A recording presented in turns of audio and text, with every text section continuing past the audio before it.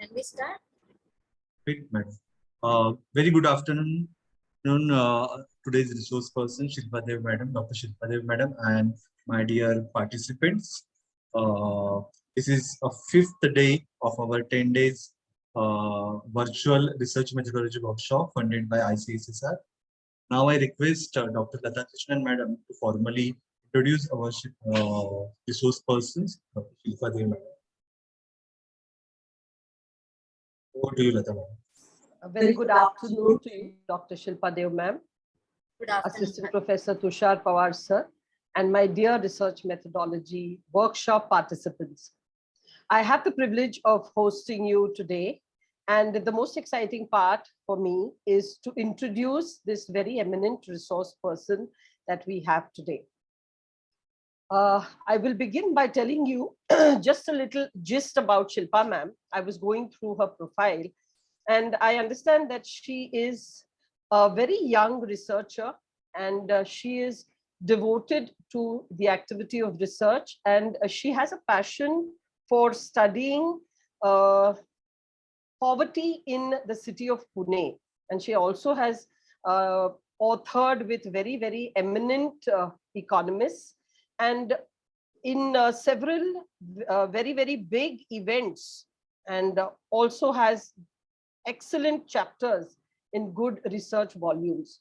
So as researchers, I'm sure you all would like to hear about her contribution to the field of economics.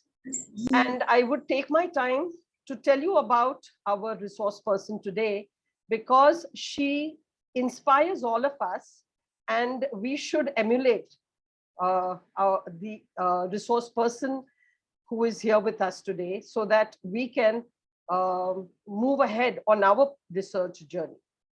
So friends, Dr. Shilpa Dev is serving as a research fellow at the Center for International Trade and Business in Asia, James Cook University, Australia.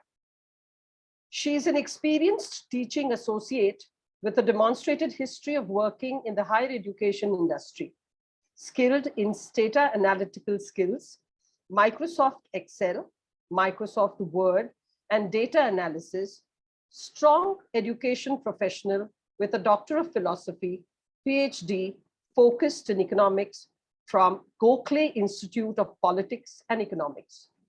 Dr. Shilpa Dev has been awarded NET from JRF in economics by the UGC. Her publications, very, very impressive ones.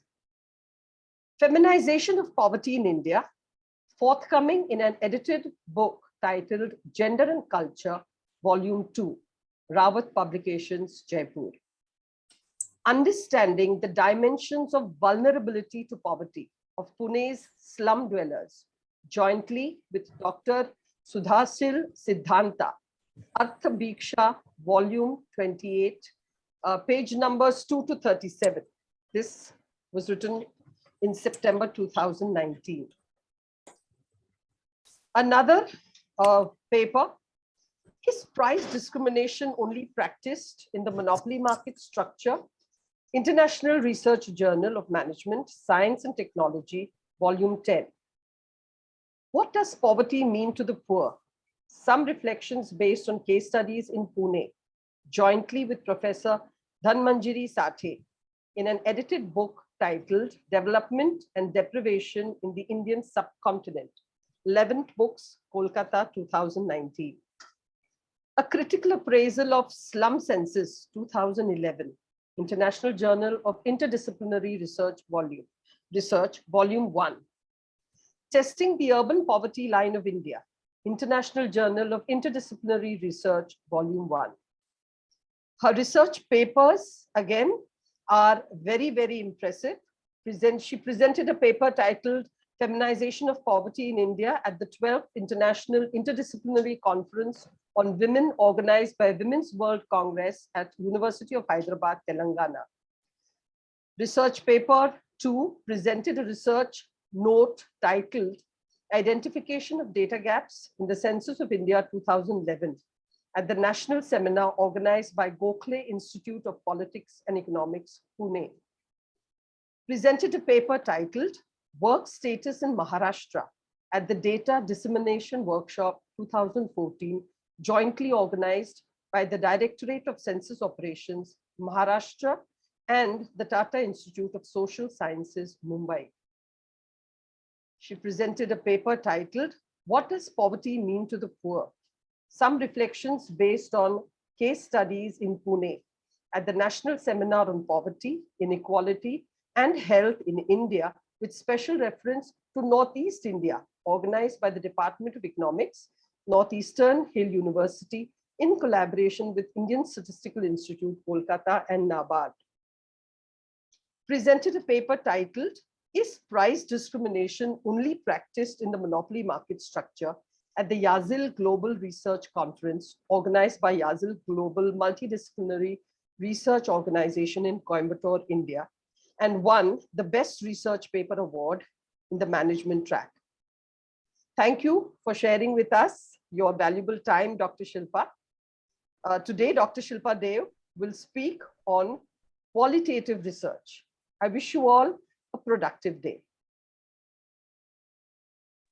Thank you, Lata Madam. Now I request Dr. Shilpa Madam to. Thank you so much. Thank you so much, Lata ma'am, for that generous introduction. I would firstly like to thank Mahatma Knight Degree College of Arts and Commerce for providing me with this opportunity. I would also like to thank Tushar sir and Harsh sir for all the coordination. And certainly it is going to be an opportunity for me to learn something new. So I am looking forward to a nice interaction with everyone. Thank you, ma'am. Thank you so Thank much. you. Thank you. Yeah, so I may just start sharing the screen and then I will start with the discussion.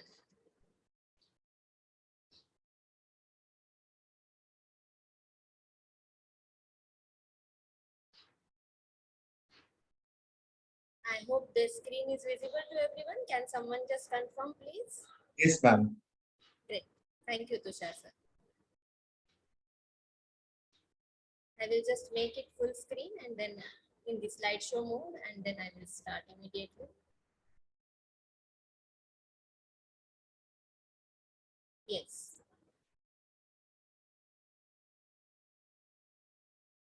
I hope it is visible in slideshow mode now. Yes. Okay. Thank you, Tushar sir. So good afternoon once again to everyone, and I would once again like to thank Mahatma Knight Degree College for providing me with this excellent opportunity. And certainly I am here to discuss with you all about qualitative research. A lot has already been said about me, so I am not going to share what I am currently doing and what has been the past experience. That has already been shared in great detail by Lata ma'am. So let us start with having a discussion on qualitative research.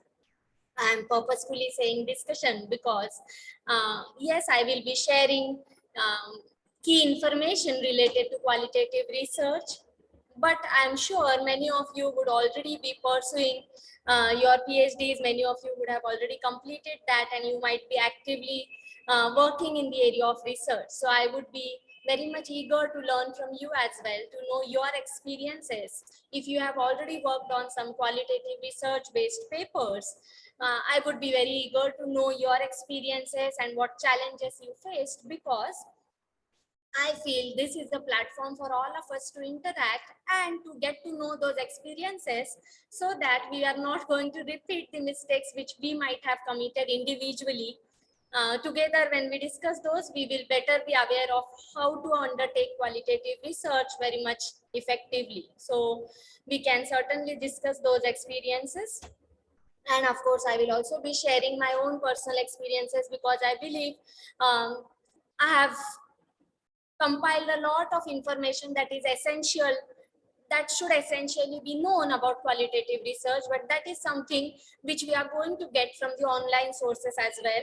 I will be sharing a zip folder wherein all the information that I have referred to you can have access to as well, along with this PPT. But then I feel your experiences or mine experiences, we will not be finding it anywhere in the online sources, and that is what would be more enriching. So I will be sharing mine and would be expecting interaction from your side as well.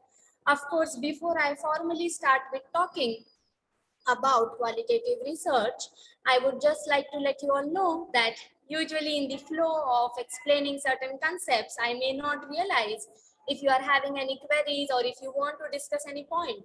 So frankly, let me know if there are any queries, any inputs to be shared from your side. I would be very much happy to take your inputs and your queries in between. You can stop me anytime for that.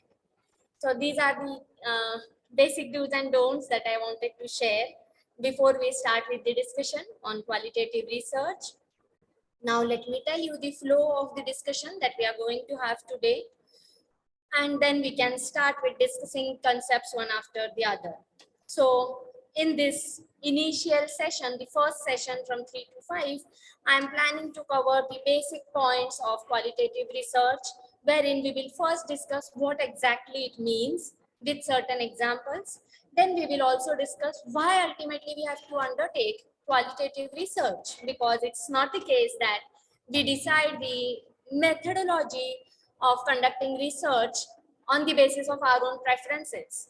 We decide it according to the need of the study. So we will study why we will be making use of qualitative research, or when we will be making use of that technique.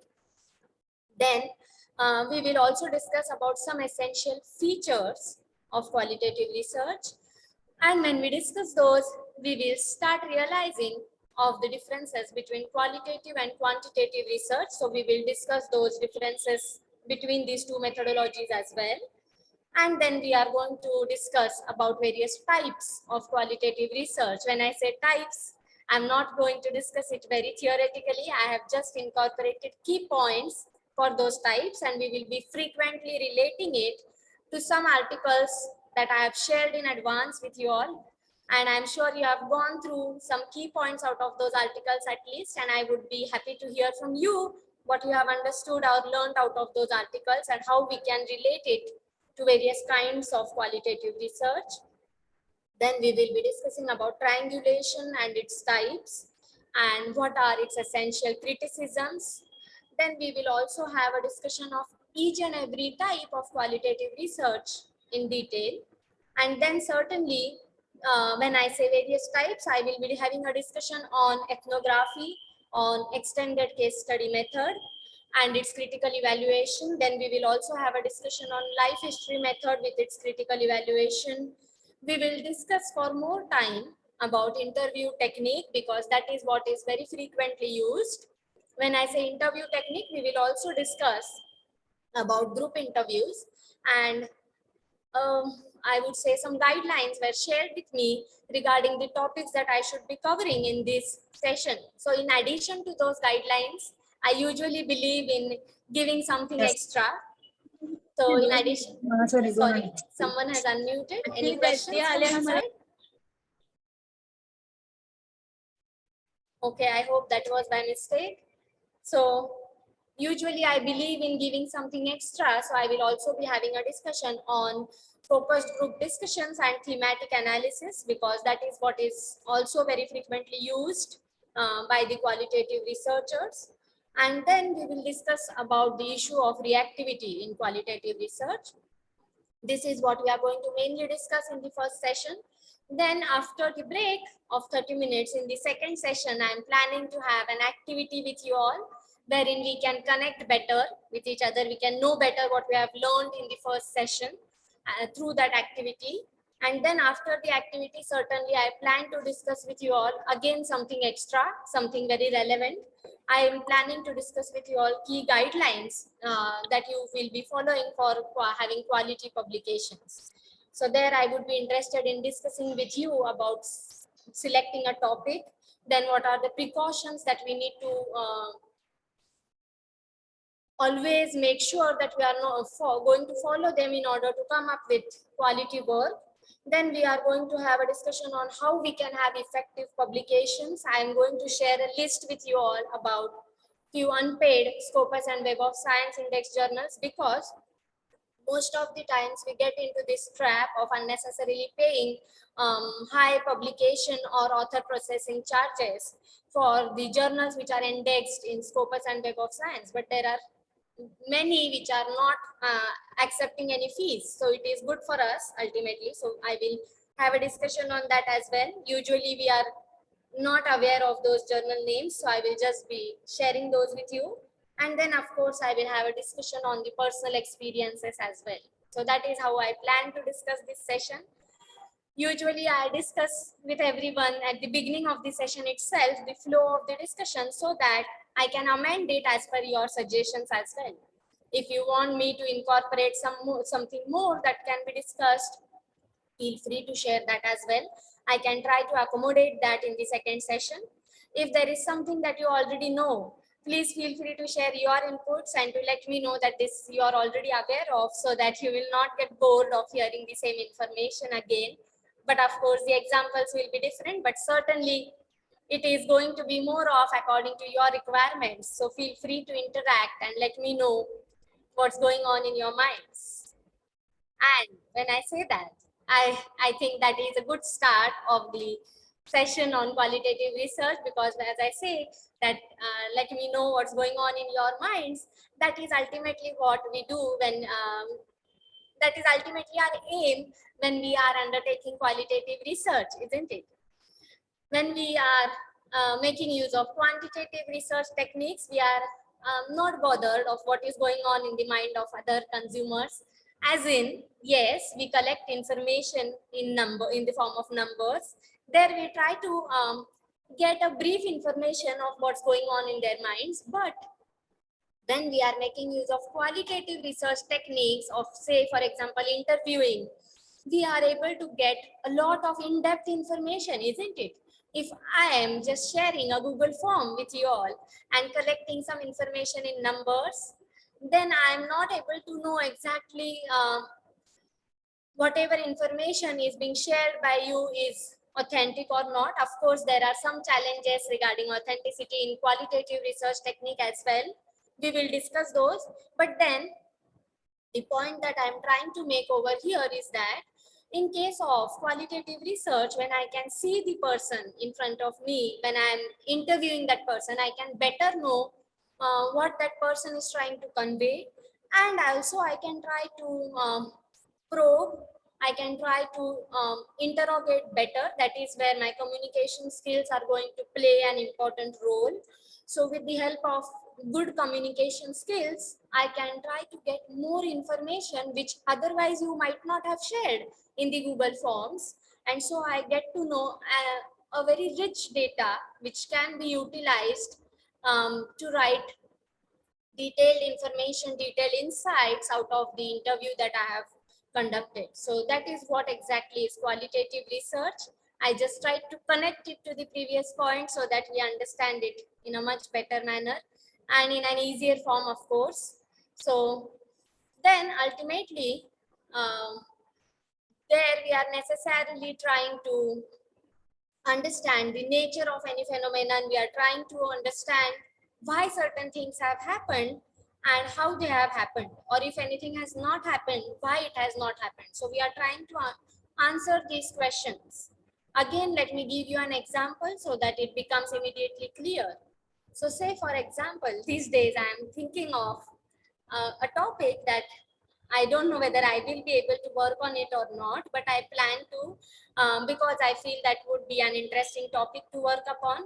Of course, any of you can also take up that topic and we can collaboratively work. So I'm just thinking of an interesting topic. I thought that how is it that the ISKCON followers, the people who follow the ISKCON philosophy, how are they better able to tackle the mental and physical health challenges that were experienced during the spread of the pandemic? I hope I hope you all are aware about ISKCON. Any queries on that before we proceed? Because otherwise the example itself might not be very clear. Yes? ISKCON is basically the, okay, thank you for responding, Anupa ma'am. So, okay, Pradnya ma'am, you say no. So, ISKCON is basically the International Society for Krishna Consciousness. So, there basically we may try to check, this is just a way of spirituality. So, how people who are practicing spirituality, how they were better able to tackle the challenges that we faced during the spread of the pandemic. When I say challenges, there can be so many, isn't it? When we are doing research about a particular topic, we need to narrow down our focus. So when I say ways of spirituality, I should narrow it down to ISKCON followers. You can, for that matter, take any other form of spirituality, any other way in which people practice spirituality. That is how you make your topic more specific and different. And then when we say challenges associated with spread of the pandemic, there were plenty. So we again need to narrow down, and we can say the physical and mental health challenges that people faced during the spread of the pandemic. How did these followers tackle those challenges? How did they try to tackle it better? Did spirituality help them to better tackle those? That is what can be studied. So this is where we need to get in-depth information from these ISKCON followers, right? Or say, for example, people who follow Buddhism as a practice, as a spiritual practice. We need to get an in-depth information from them as to how they have tackled the physical and mental health challenges during the COVID-19 pandemic. So that is how we try to answer the how and why questions of anything that has happened. I hope the concept of ISKCON followers is clear now. Any queries on that?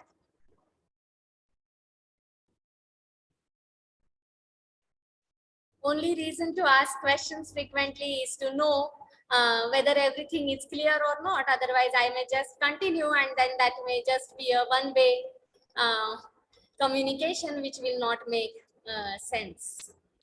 Okay, Anupa ma'am, thank you for responding. You have said it's clear, but Nandini ma'am, you say it's not clear. Can you please ask me questions that you have in your mind so that accordingly I can answer you better?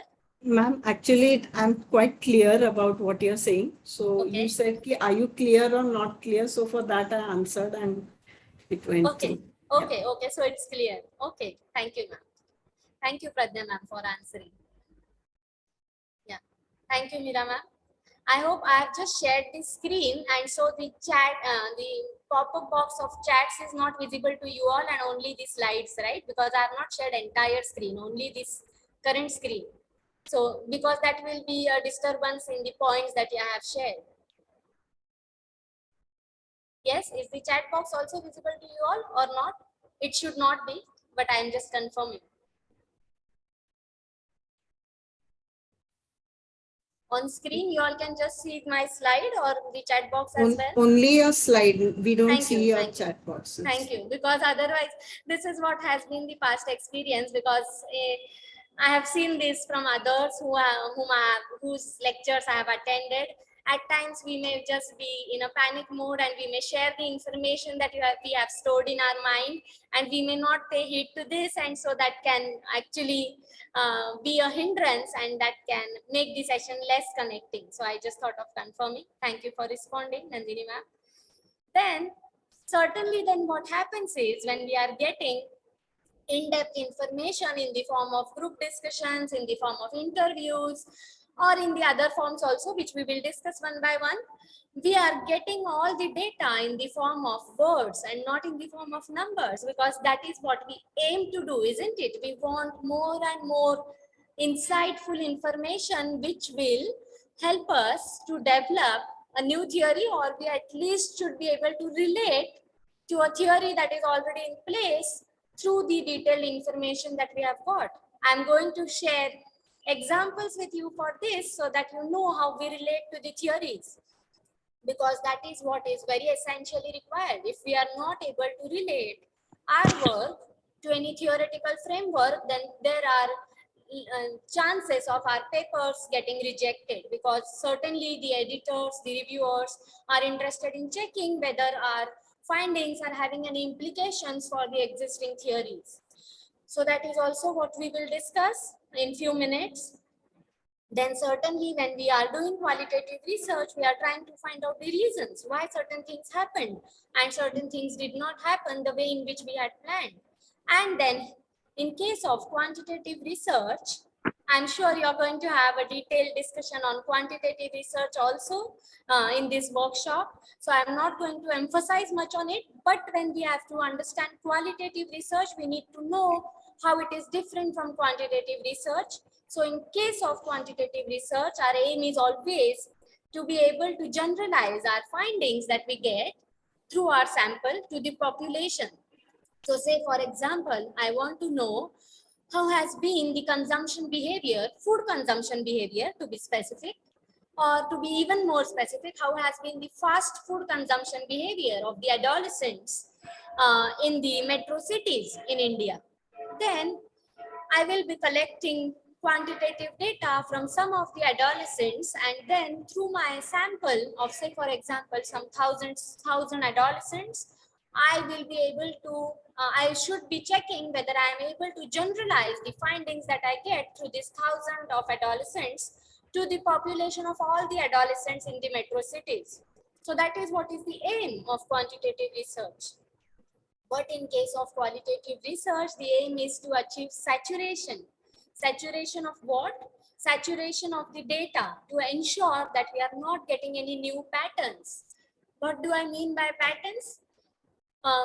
If we stick to our earlier example of ISKCON followers, tackling the mental and physical health challenges better during the COVID-19 pandemic, then there the aim would be to get a saturation in the information that I'm getting. Maybe if I get to know from almost all these followers with whom I conduct a focus group discussion, if I find out that yes, they have been better able to tackle mental and therefore physical health challenges also, because our mental health has a direct impact on our physical health also most of the times. So they have been better able to tackle it. If I'm able to find this data, then I will try to aim towards saturation of that data. There should be no discrepancy wherein one or two ISKCON followers are not able to combat the challenges better. So that is what I will aim for. So that much information has to be collected is what I mean to say. Now, let us have a discussion on the further points relating to why we undertake qualitative research. Give me a minute. I am not able to change the slide, and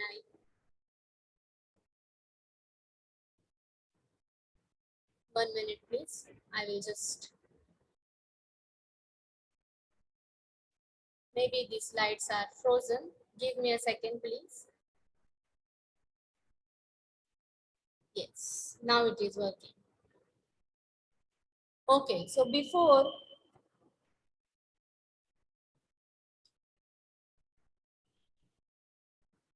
yes. So before we have a discussion on the reasons why we undertake qualitative research, or when we have to undertake qualitative research, we can try to understand some basic features of qualitative research methods, and mainly some of the points we have already discussed, so I will not be emphasizing those points again, but certainly we are trying to get in-depth information through interviewing, through our observations, right? We need, when we are interviewing, it is always better for us, we can make certain observations as well. Like, say for example, I want to know whether people staying in metro cities, somebody has unmuted, can you mute yourself please? If there is any question, you can certainly ask. Thank you. So say for example, I want to know whether people staying in cities are adopting responsible consumption practices or not. So I want to know whether these people are buying more of eco-friendly products or not. So say for example that I am going to conduct interviews in the malls, so that there I may actually be able to observe what people are buying. So there certainly this is also what happens. It is kind of a limitation of qualitative research technique, that if I ask anybody of you, or even if you ask me, if I follow sustainable consumption behavior, the likely answer is that yes, we do follow it, isn't it? Because that is something which is ethical, which is the need of the hour. So we are less likely to state what is correct or what exactly we are doing. And it may so happen that we are not following sustainable consumption practices into our behavior.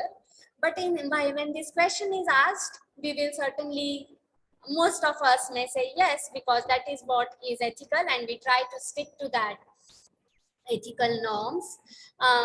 So there the role of observations is very important. So in the mall, getting back to the previous example, in the mall, not just I will ask the people whether they are buying eco-friendly products or not, but if people have bought some products already, I can also observe what they have bought and whether those products are really eco-friendly or not. Again, when I share these examples, some of it may seem ideal to you. It's difficult to keep a track of both because those people may realize we are observing and they may not be willing to share the information then.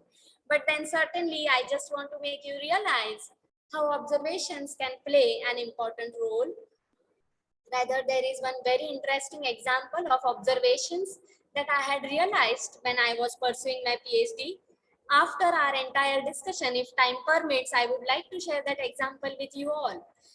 With the help of my observation, I could better make sense of the numbers that I was getting through the findings, and I could rather change those numbers on the basis of my observations, which would not otherwise have been possible. So I will share it towards the end of the session if time permits. And then certainly we are, when we are making use of the qualitative research techniques, we are actually trying to solve the complex problems and we are trying to simplify them, because something that is not easily understood when we collect information in the form of Google Forms can easily be understood when we are conducting interviews or focus group discussions. So there we are able to know what is emerging, what is exactly going on in the minds of the respondents. So that makes us to simplify the reality. And then ultimately, this last point is very, very important, because in case of quantitative research, I might not be knowing you, but I may just circulate a Google form.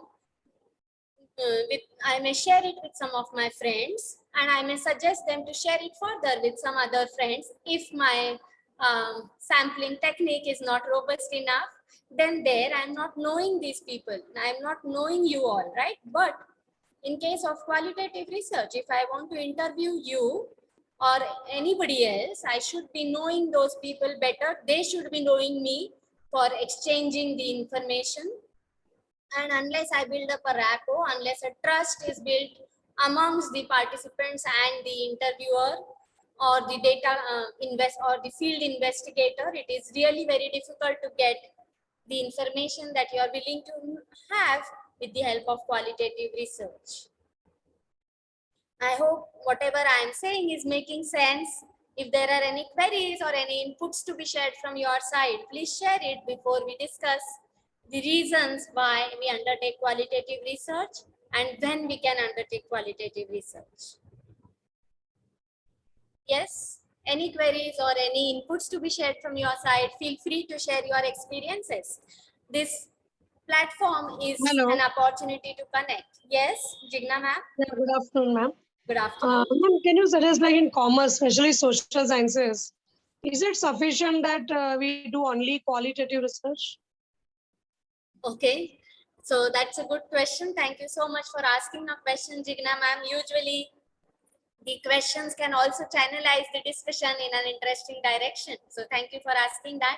So yes, certainly when we think of whether a technique is sufficient in a discipline or not, I feel no technique would be sufficient in any discipline. We should rather be making use of a mix of the techniques. That is what we will discuss in detail when we start with the discussion of triangulation. Ma'am, Yes. in PhD, I understand, but then for writing a research paper, Yeah. or maybe for a minor research, can we do it through only qualitative, like? Okay. Okay, thank you for specifying that question again, Jigna ma'am. So in case of research papers, yes, certainly you can make use of only qualitative research. Rather, you will find there are so many. I'm going to show you all some papers where only 13 to 20 people are interviewed or a discussion is conducted amongst them, and those papers have got published in such reputed journals. So certainly if there the work gets published in good journals, then there is good acceptability for such work as well. We will discuss when we make use of those techniques, and if you are making use of qualitative research technique in an appropriate way, certainly, and if you follow all the guidelines, your paper can get published in very good journals. In case of minor research project, I think it would be better to have both qualitative and quantitative, because there the duration is more. At times the minor research projects are funded as well, so the funding organization may also require you to undertake a detailed study, so they would like to have a mix of both qualitative and quantitative. But for papers, yes, sure. I hope that answers your question. If not, feel free to ask further questions. Yes, good afternoon, ma'am. Good Meera afternoon. here. Good Yeah, afternoon, ma'am. Madam. How much authentic is the qualitative research? Sorry, can you please repeat your question? I could How not hear much that word. authentic? How much authentic is the qualitative research? Okay, that's again a very good question, Meera ma'am. Thank you so much for asking that. Again, I feel when Because it my comes, research is both qualitative and quantitative, but sometimes I feel that answers when we go and interview them, like little bit biased. They are not no opening up. Sometimes we have to just ask questions in a different way, but yes, still somewhere they don't disclose everything. yes, yes, Understood. So in that case, that's what I asked this question: how much it is reliable or how much it is authentic? Like okay, sometimes it happens, because I'm working the same thing, So great. I feel that what I should do if suppose I'm not getting answers. Mm, mm. So in that case, Certainly, it is challenging as well, and thank you so much for sharing your experience with us, Meera ma'am. It makes us realize what challenges we can face and how better to deal with those challenges. So yes, certainly this challenge that you're talking about of authenticity of the data is faced in case of quantitative research as well. Of course, I'm not justifying one technique over the other, but I'm just sharing the common challenges of both the techniques. So in case of quantitative data also, we can never be sure whatever information people are telling us, if we are manually taking the responses, is correct or not, or even if we share the Google Forms, we are not sure whether they are going to share the authentic information with us or not. But yes, as you rightly said, I think whenever we are thinking of questions, we are also simultaneously thinking of answers for the same. So you were also trying to answer that question, and you said very well that we need to probe them further. You said that at times we need to ask them questions differently, and at times it does so happen that people are not willing to share their information. So yes, there the role comes in of building a rapport, of building trust with the participants, and it takes a lot of time. So though here I say that it is less time consuming, I'm saying it in sense of the number of responses that we have to get, it is very less, but then the time that you have to devote to get one response is a lot. We need to first build up a rapport. It is usually I feel better to get responses from people who are in touch with us, so that they are already knowing that we are not going to misuse their information. Of course, depending on the topic, we may be getting some responses from people whom we are connected with. Some topics, in case of some other topics, we might not be connected with people, right? So there the challenge may come in of getting authentic and detailed information. But for that, I feel that we will have to devote more time and build up a rapport, and then frequently we will have to interact with those people so that we get responses accurately. So that is also what is discussed in one type of qualitative research, which talks about ethnography, wherein we frequently have to visit the field again, meet the people, actually observe a lot. Only then we are going to get that in-depth information. So I hope I'm answering your question. If not, please feel free to ask further questions. yes, ma'am, yes. Thank you. Because Thank you I'm for, taking help from the residents nearby, the local people, and then try okay. to get the answers from them. Yeah, So this is how I am trying to manage it. great. Thanks a lot. Thank you. I am very happy to know that you are already working in that area. And yes, at times it also happens that what information we are collecting, it will decide whether we will get accurate information or not. So if we are touching upon some sensitive topics, then certainly they might not be willing to share the accurate information. I have noted down some topics which are difficult to explore, but if we are able to explore, nothing like it. So it is difficult to get responses on those topics, because those are sensitive issues. But then certainly those, if we work in those areas, that is going to be a very unique work.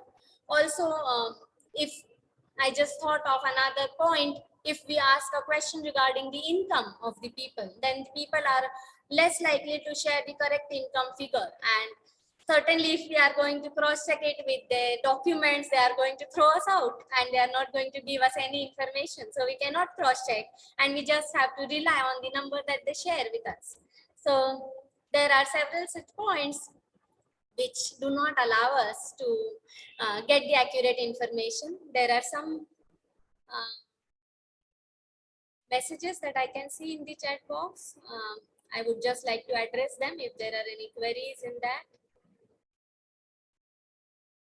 Yes, so thank you, Radhika ma'am, for those encouraging words. And Adil sir, you are asking, why are articles given to read in the references of the syllabus of the qualitative research? Don't you think that the content should be given to students in a lucid language? Otherwise, if we are using jargons in the syllabus, they won't understand it. The question is not really very clear to me, Adil sir. If you can just come in, if you can unmute and specify what exactly you are willing to convey, that would be great.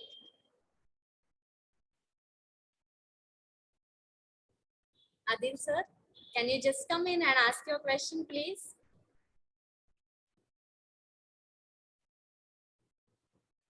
Are you relating your question to the articles that are published online, or it is relating to the case studies that I have shared yesterday? Can you please specify that? It is not really clear to me.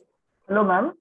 Yeah, please. Hello, ma'am. Good afternoon, ma'am. Good afternoon. Ma'am, right now, basically, in our syllabus, ma'am, there is a topic now which has been like given to us in our syllabus, which we are basically teaching right now in our qualitative. So before that, ma'am, qualitative research was not there as a part in the syllabus. So nowadays, ma'am, what we are basically seeing is that in the syllabus, ma'am, mostly, ma'am, references are given in the syllabus altogether so that the children can, ma'am, refer to those references. Yes. Okay, ma'am. But ma'am, the thing is that again the same question is happening, is that these articles also, ma'am, many a times are not basically you cannot get them, ma'am. That's another issue, ma'am. Why, ma'am? Because mostly these articles are paid as well, ma'am. Yes. Because most of the times, ma'am, the articles are paid around like in dollars, ma'am. They're basically giving it to you. Yes. And accessibility, ma'am, is not there. Yes. And even if, ma'am, if the students are basically getting these articles, it is very difficult for them as well to read it and understand it. Yeah. Because technical language to understand all this, ma'am, because, ma'am, basically over here, we are basically reading all critical analysis and other pedagogies, ma'am, about qualitative research. So it is very difficult, ma'am. So, ma'am, how can we teach this subject altogether in a very lucid language so that students as well understand it in an easier manner? Okay. That's the question, ma'am, which we are always facing, ma'am, because qualitative research, ma'am, as you know, ma'am, it's a descriptive type of research. Yes. That's the thing, ma'am. Because jargons, ma'am, are always going to come, ma'am, in this part. So that is how, ma'am, what can you like suggest? Like, how do we like teach this subject in an easier manner to students? How can it be accessible to them? Great. Thank you so much for asking that question, Adil. Rather, this might be the question that is going on in the minds of some other participants as well. And I would like to appreciate that you asked it on behalf of everyone. So yes, certainly I agree with you. There are so many accessibility challenges that every one of us faces. There are some very reputed universities, only there the access might be provided for most of the articles. Otherwise, we do not have access to the databases like the Scopus database or Web of Science database, or many articles that are published in very reputed resources like in Springer, in Taylor and Francis. But there we usually get to read only the abstract. We are not having access to the full articles. So what I would suggest you is you can start with, firstly, I would suggest you that do not worry so much about qualitative research. It is really very easy to understand, and I hope through our session you will be able to easily know what it is. That would be my aim, and I would be very eager to know towards the end of the session whether whatever I was trying to convey would that has that been any help of any help to you or not. And certainly what you said is I agree with that also. The articles which are published in very good journals, though it is said that the key aim of the article has to be that it has to be reader friendly. But yes, I have observed this, that some of the articles which are published in very reputed journals, they are written in a very difficult language, which is not easier to understand for those who are reading about it for the very first time. True. So I may suggest you that you can start with reading very simple articles. I have shared some articles with you all as the study material yesterday. Some were cases, some were articles. So I would suggest you can start with checking on ResearchGate. On ResearchGate, whatever articles you get, that is what I have found, that they are easier to understand. Also, I have compiled some other study material which are having some easy resources. I have compiled it in the form of zip folder.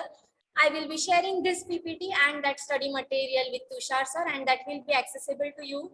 Also, after this session, if you feel that this study material is not helping you a lot in knowing better about qualitative research and you still require access to some more easier sources, I would be very happy to help you out. I can share some other material that I have referred for some other works, but which is not compiled over here. So I can share that as well with you. Thank you so much, ma'am. Yeah, welcome. Thank you for asking that question. Thank you, ma'am. Yeah, so let us, if there are no more questions, can we have a discussion now on why we undertake qualitative research? Yes, can we proceed? Yes, ma'am. Thank you. Thank you for responding, Lata ma'am. So yes, why is it there? Why is it so that when is the need felt to undertake qualitative research? There are some unexplored areas, as I said sometime before, some research work that is not done in the past, which we can do. So to start with, we should make use of qualitative research technique in order to undertake a research in that area. Say for example, here again, I would be sharing an article with you all regarding the mental health challenges that were faced by the healthcare workers during the first wave of the pandemic. So again, if you feel this topic has now become very much general, isn't it? There is so much of literature available now on the challenges that were faced by the healthcare workers. But back in 2020, when the first wave was experienced by all of us, this work was not done by anyone. So that is what was an unexplored work, and I will be sharing that article with you all. I have shared a web link. I will show it to you in some time. So that is where we can make use of qualitative research technique.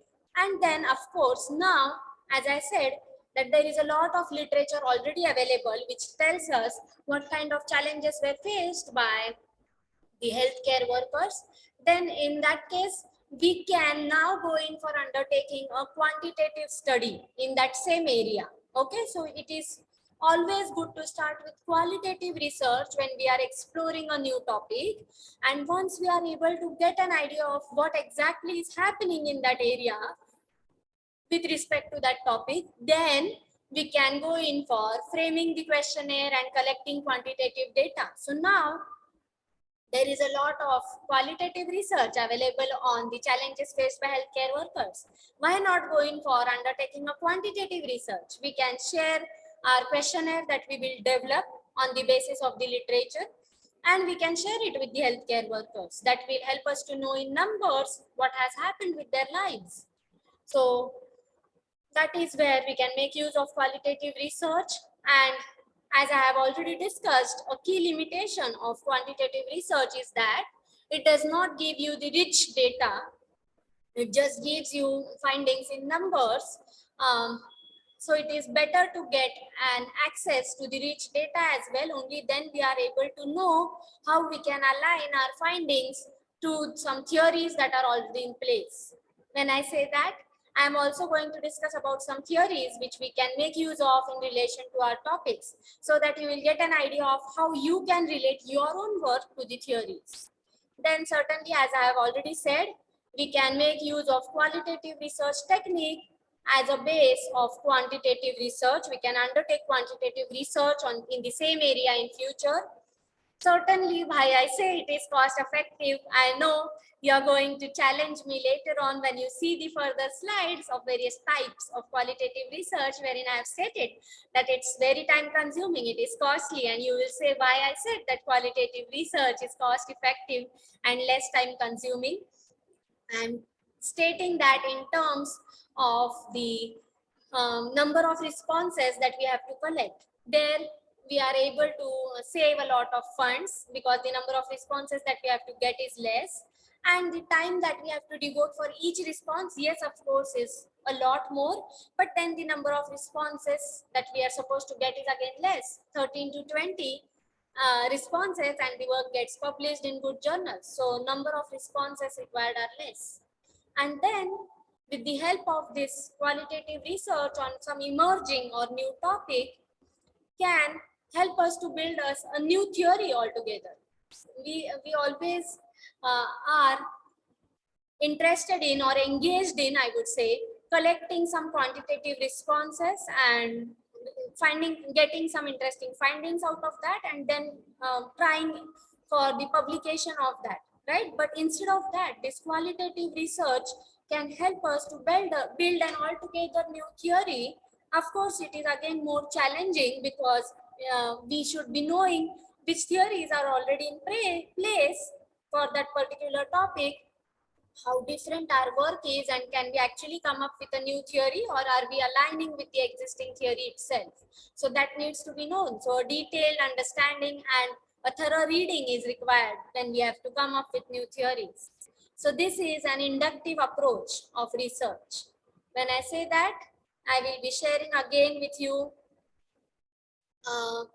two ways of research. I am sure you would be aware of this. So when I say we are adopting an inductive approach, we are going towards building a theory with the help of the data.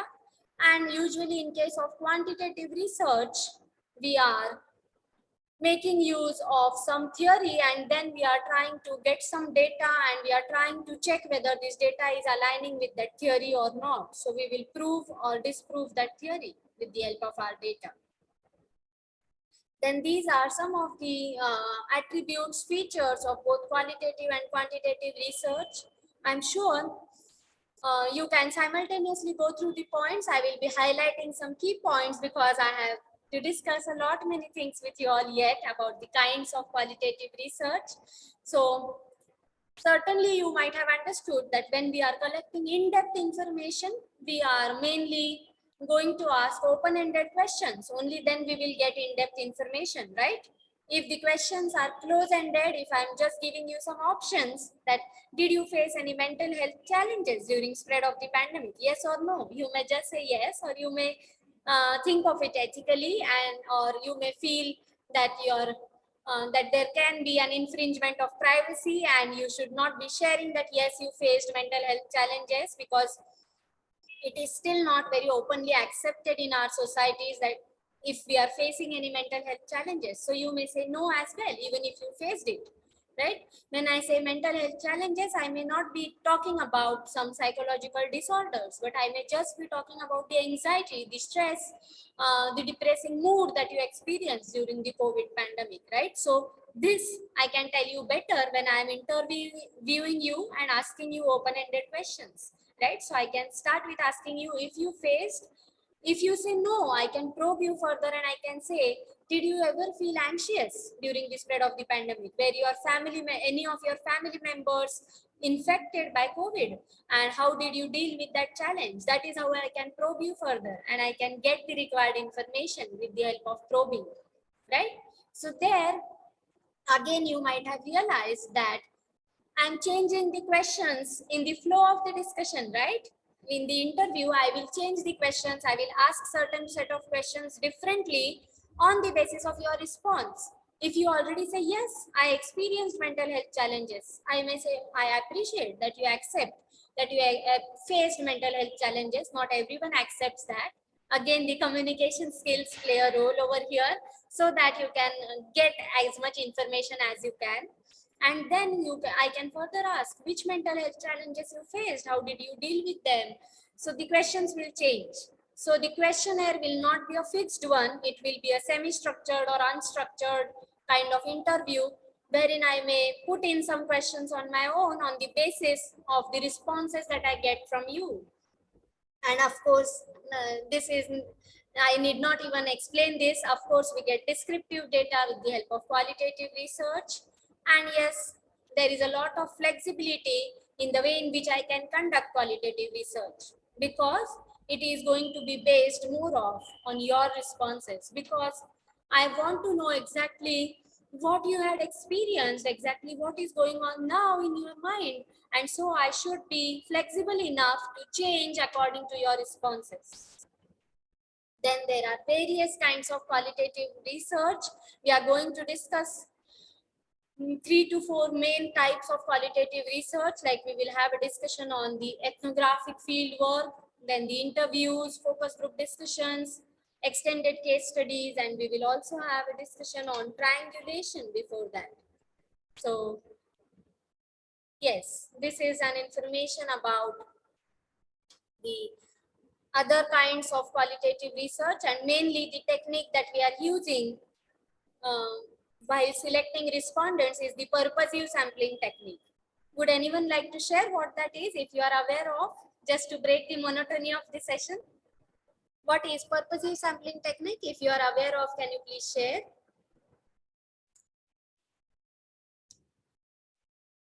Yes, anyone?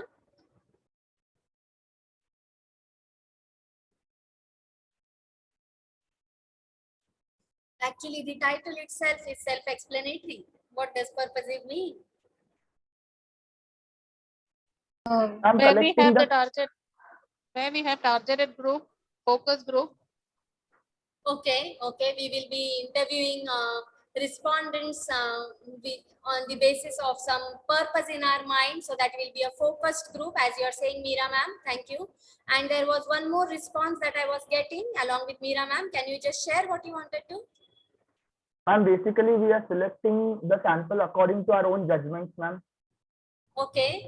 Thank you, Adil. Yes, we are selecting the sample on the basis of our own judgment. So say, for example, I want to know, as I gave this example sometime before, I will stick to that. Too many examples can unnecessarily complicate the concept. And sometime before I said that, are the adolescents having a sustainable consumption behavior? So here, my on the basis of this topic, on the basis of the purpose of knowing whether adolescents are more of following a responsible consumption behavior, because they might not be having resources in future if they don't do that. So they realize it better and they follow the sustainable consumption practices more in comparison to previous generations.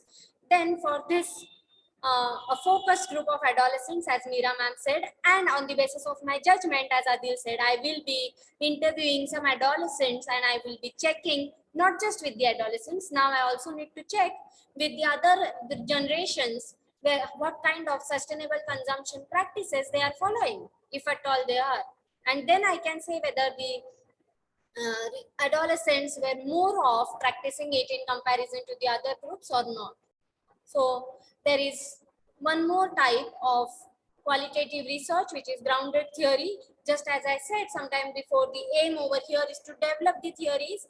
That is what is done with the help of this grounded theory technique. Again, as I said, it is challenging, not that easy to actually undertake a research which will help us to build a new theory altogether. But we can certainly give it a try. When we read a lot, we will come to know what kind of theory is not in place, and if any new behavior is emergingly observed amongst the people, we can certainly develop a new theory. Then there is another approach which is called as content analysis, wherein we can just check in the documents, the online material that is available with us. Like there is a trending technique which is used these days, and a lot of good papers are published in reputed journals that have made use of this technique of netnography. Anybody knows what netnography is?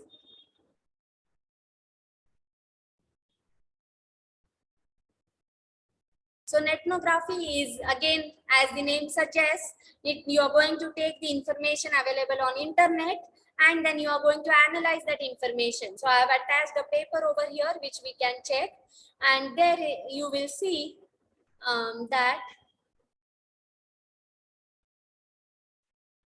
a Facebook group of breastfeeding mothers was created, and this researcher has analyzed the discussion that has taken place on that group for a longer duration, and then that information is utilized to come up with the in-depth information that is gathered through this Facebook group. So this can also be a research topic. We usually may not be knowing about it, so I just thought of sharing it, and I hope I clicked on it, but then the content might not be visible to you because I've just shared the tab. I hope now it is visible, the article, Facebook as an ethnographic research tool. Yes, ma'am. Great. Thank you for confirming, Adil. So this is the article. Of course, we will not be going into the details of these different articles. I have just shared it for your information. You can read those later on in detail, and then you can get a better idea of how to undertake a qualitative research. So we can get back to our slides because, as I said, there is a lot more to discuss. So we can get back there.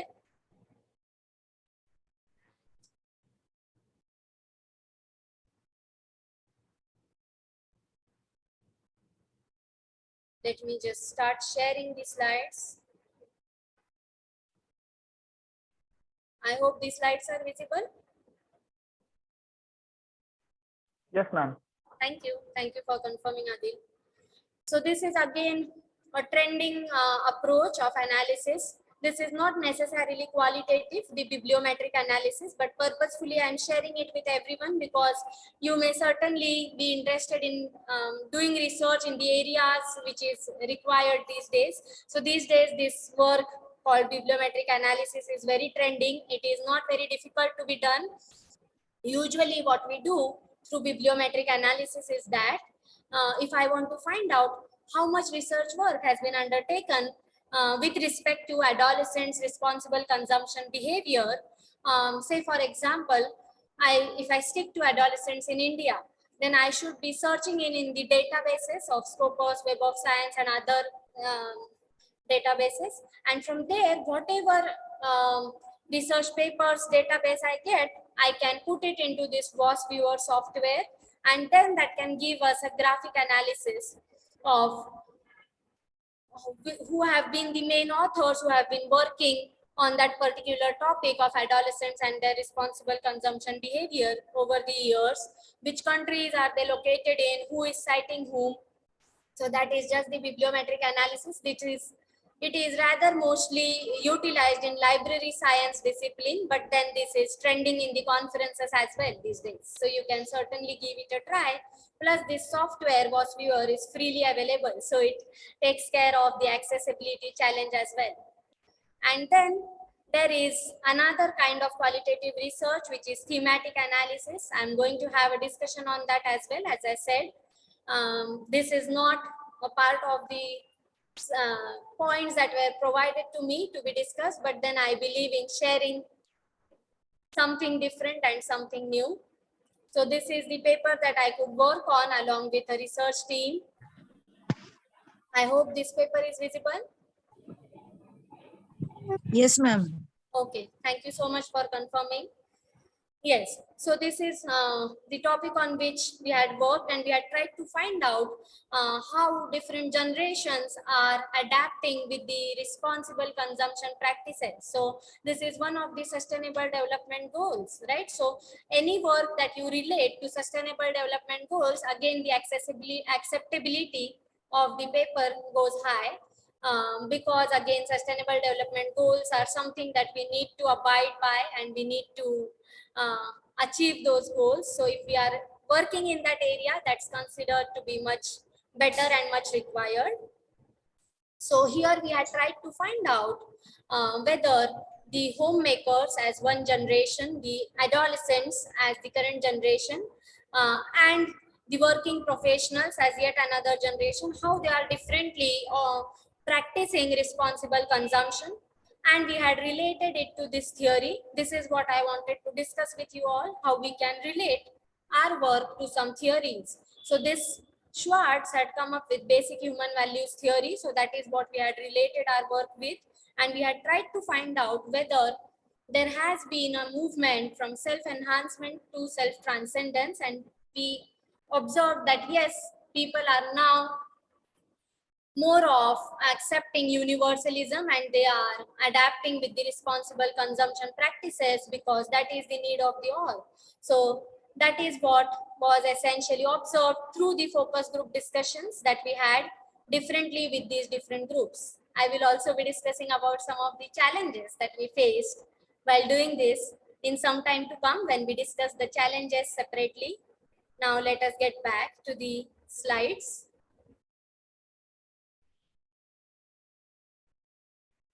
Yes. I hope the slides are again visible now. Yes, ma'am. Okay, thank you for Yes, ma'am. confirming. Thank you. I'm sorry for repeatedly asking, but then I believe that if we just stick to this PPT, it can at times start becoming monotonous. So we need to switch and we need to check something different and then get back. So this is a detailed information about grounded theory approach, and it tells us that we have to do so much of work before we emerge with our own theory, right? So we need to, this coding and coming out with the themes is what we are going to discuss in detail in the thematic analysis as well. And now we can start with having a discussion on triangulation. I believe we should be able to discuss triangulation and key types of qualitative research in detail with examples in the remaining 45 minutes before the break, so that we get enough time for our activity and the remaining discussion of key guidelines for quality publications. So what is this triangulation? Triangulation means nothing but making use of different resources, making use of doing research with the collaboratively, and and checking in some more theories that you can abide by as a part of your work, so that there will be a reduction in the biasness of your work. We will discuss these types of triangulation in detail so that we get to know what exactly I want to convey about triangulation and why we need to practice that. And again, we will be talking about the challenges associated with triangulation as well. So Denzin and Patton have made significant contribution in developing the concept of triangulation. And he strongly believed that there is no single method which will help us to come out with the findings which are going to, which we will be able to generalize to the population. So we need to adopt different methods. We need to do research collaboratively with a team so that we can reduce the biasness, we can get different perspectives, and we can interpret the data better, interpret the in-depth information better that we get through interviews. So that is what was mainly suggested by Denzin and Patton. So when I say data triangulation, in connection to that, I would like to relate to one of the case that I have shared with you all. That is a research report which is published by PRI, that is Participatory Research in Asia, and Indicus Analytics. These two organizations have worked on a research report and they have come up with this urban poor economic contribution. I hope you all have gone through that report, at least the key findings or something like that. If anyone has gone through, can you please share what this report is mainly about? Yes. If you haven't gone through, please let me know that as well, frankly, so that unnecessarily I should not be waiting. I can share what that report is mainly about. I have also attended such FDPs and workshops, and I can understand it can become tiring to read it after the entire day's session, to go back and read the cases for further sessions. It can be tiring at times. So if anyone has not gone through it, please let me know that as well, so that I will share what it is mainly about and how we can relate it to data triangulation. No, ma'am, we have not gone through it. Gone through the Okay. article. Yes, Okay, okay. Thank you for honestly responding, Adil. And there's a response in the chat box. Okay, thank you, Deepa ma'am. And thank you, Lakshmi ma'am, as well. No, ma'am, no, me haven't gone through it. Sorry. Okay, no, that's fine. Thank you, Deepa ma'am. So I will share what this research report is mainly about. The key aim of sharing these case studies and of sharing entire study material with you all later on is that even if you do not go through it now due to the time paucity and other work commitments, you can certainly go through it in future whenever you are going to undertake qualitative research work. It will certainly be of great use to you. So you can go through that report later on. It helps us to know what has been the contribution of the informal settlement dwellers. Who are these? Somebody has unmuted. Any questions to be asked? If not, you can please mute yourself. Jyotiram Aute, can you please mute yourself? Yes, ma'am. Sorry, ma'am. Yes, yes. It's okay. I can understand. Yeah. So what do these two organizations, PRI and Indicus Analytics, mean by informal settlement dwellers?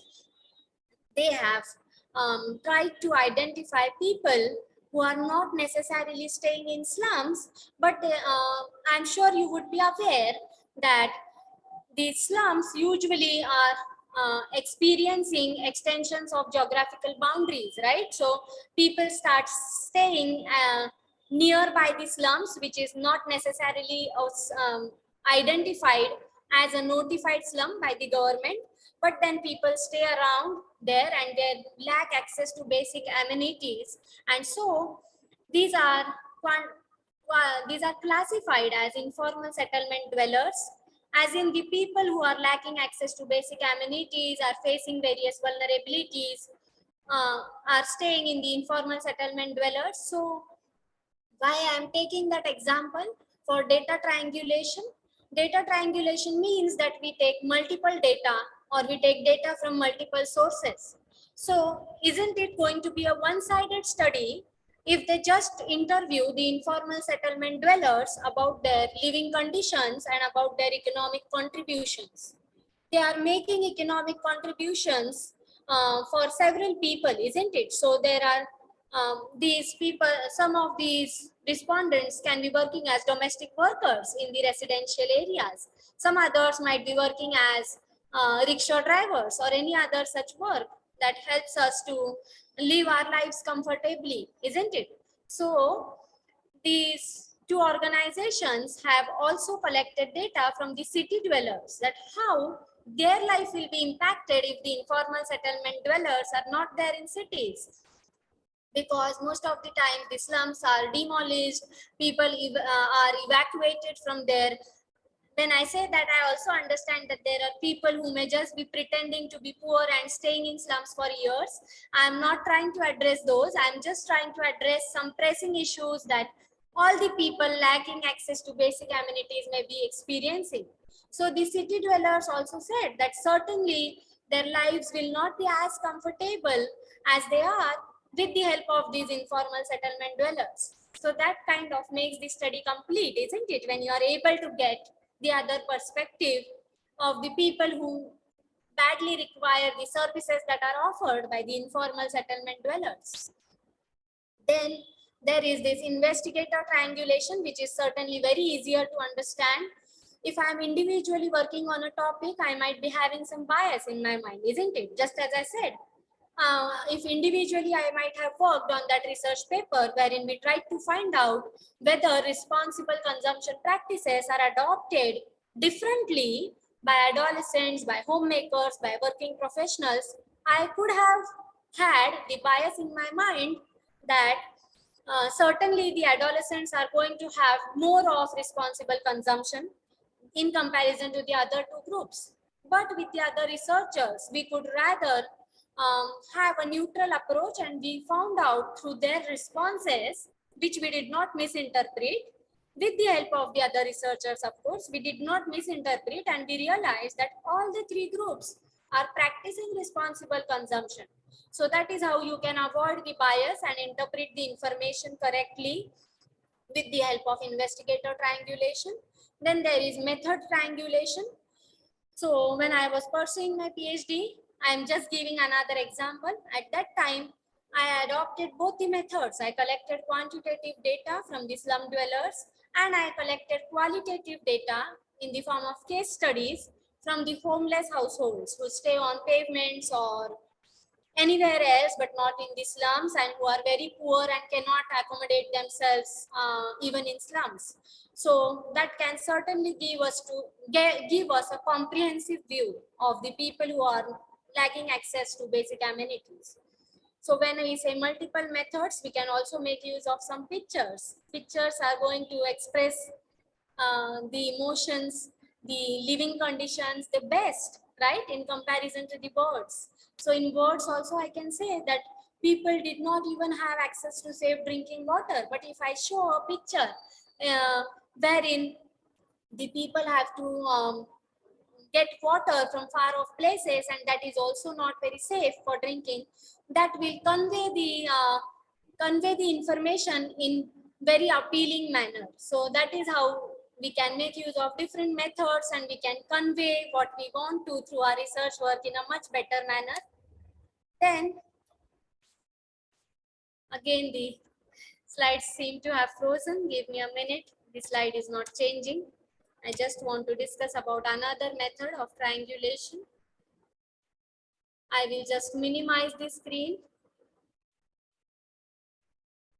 By the time I change the slide, I would like to know if there are any questions or any experiences you would like to share that can just break the monotony and can give us a very good experience through the inputs that you would share, or even your questions can channelize the discussion in the interesting direction. So, madam, for the case studies that you took from Yes. the people in slums, how many case studies did you take up?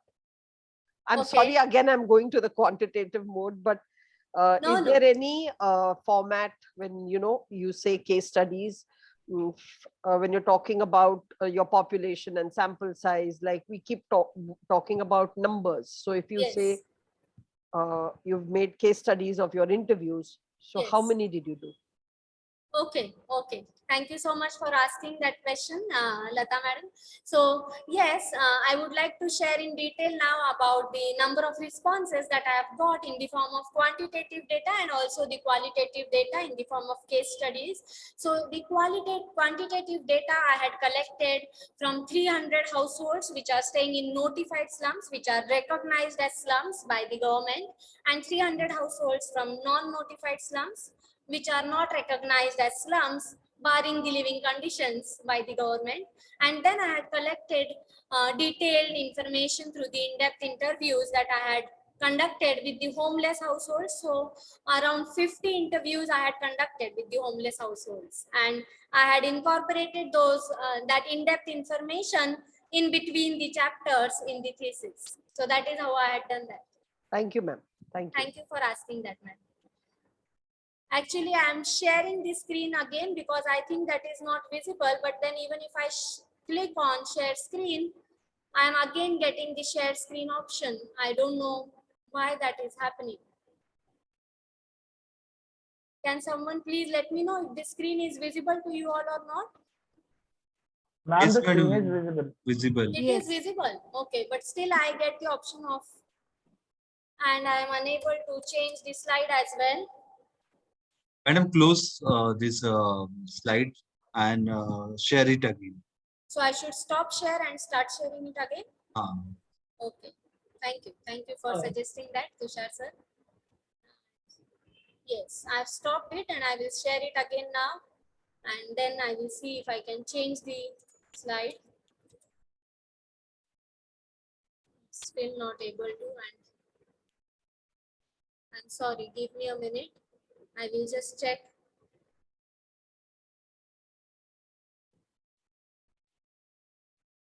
I have closed the PPT and I'm opening it again. I'm sorry for that, but it's not changing, so I need to check.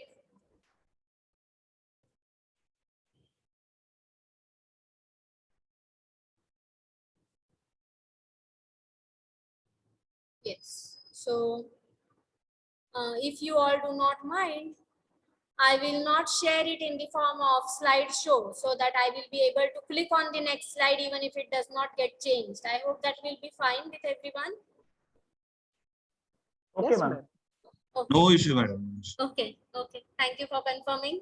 The key reason, always for sharing it in the slideshow mode is always, firstly, it is that it has to be better visible to everyone. When we share it in slideshow mode, it's better visible. Second is to not allow everyone to know how many slides we are going to discuss, because usually that is what many of us do. We check how many slides are going to be discussed, and it might be discouraging to check a bigger number, but I would suggest you do not go by the number. There are some slides which are only having pictures for a better presentation and for connecting with you all better, and so we are certainly going to skip those slides and we are going to stick to the main content. So thank you so much, Rekha ma'am, for those motivating words. And we can now discuss the further triangulation method of theory triangulation. Here I have shared in an example of consumption behavior. That is a topic that I have recently developed an interest in, and so I am relating to that example frequently. So when we say theory triangulation, instead of only relating our work to one theory, we can relate it to several theories, or at least two theories, so that we are better able to know how consistent our findings are with the previous theories. So far I have only been talking about cross-sectional studies, right? In the studies in which I am going to collect information only once and I am going to get the findings out of it, right?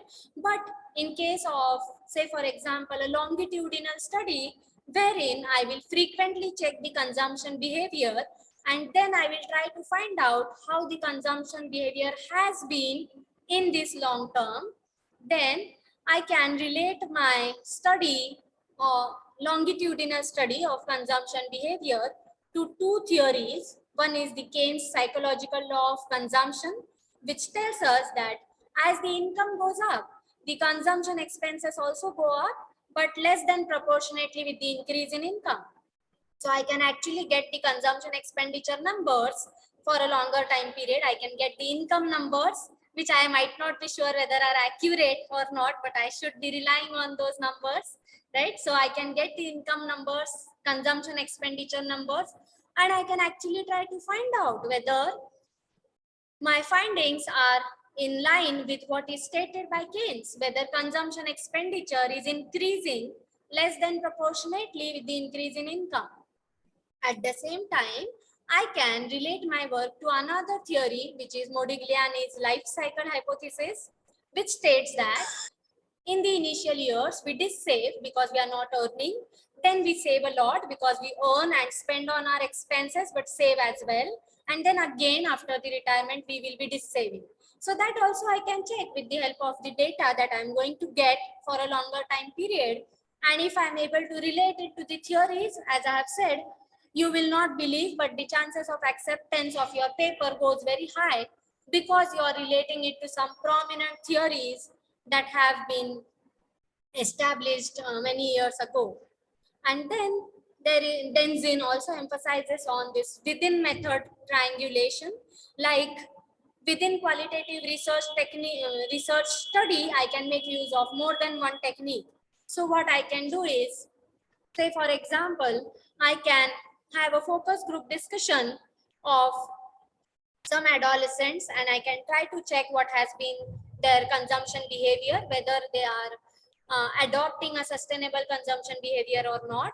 And maybe I can undertake detailed interviews of only few adolescents that can give me a better idea, that can help me to know if some information was not revealed by some respondents in the focus group discussion because they became conscious in the presence of their peers, because there is a lot of peer pressure that they face. Then in the detailed interviews they may open up better, right? So that is how I can make use of both the techniques in the qualitative research study. And then of course, as I gave the example of the PhD work that I have undertaken, we can make use of both qualitative and quantitative techniques.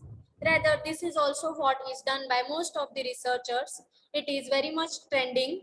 We can, it is suggested that we should be adopting mixed methods, wherein we will have some detailed information through qualitative research and some information in the form of numbers to know whether the findings are significant or not in the form of quantitative data.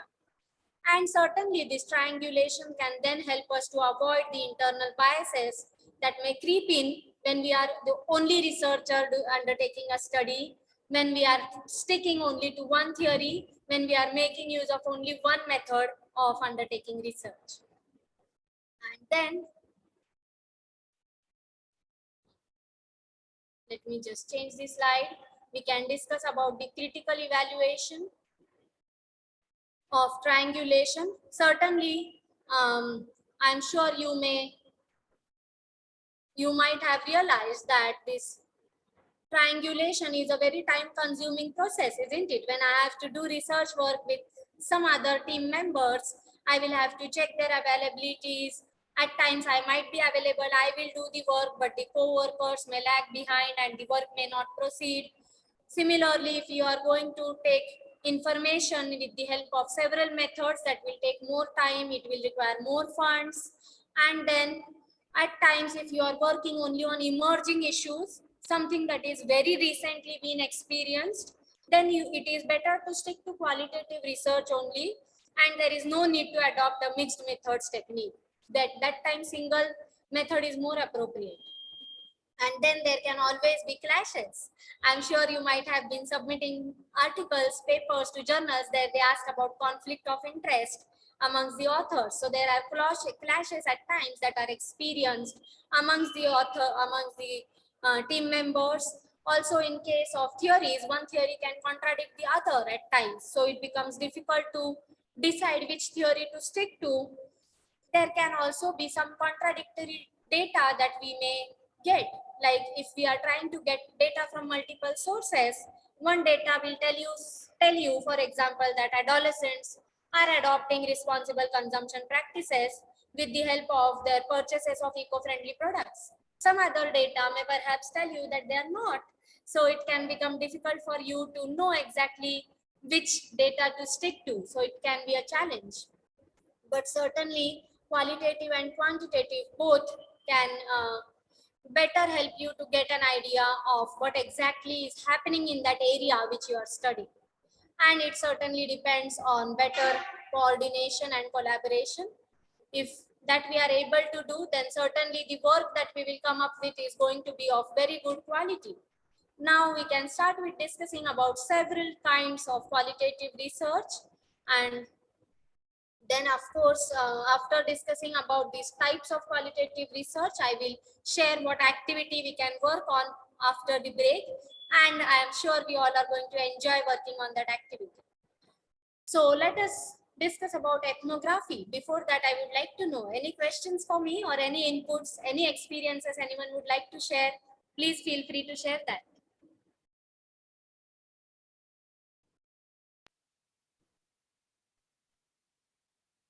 Any queries before we discuss the kinds of qualitative research in detail?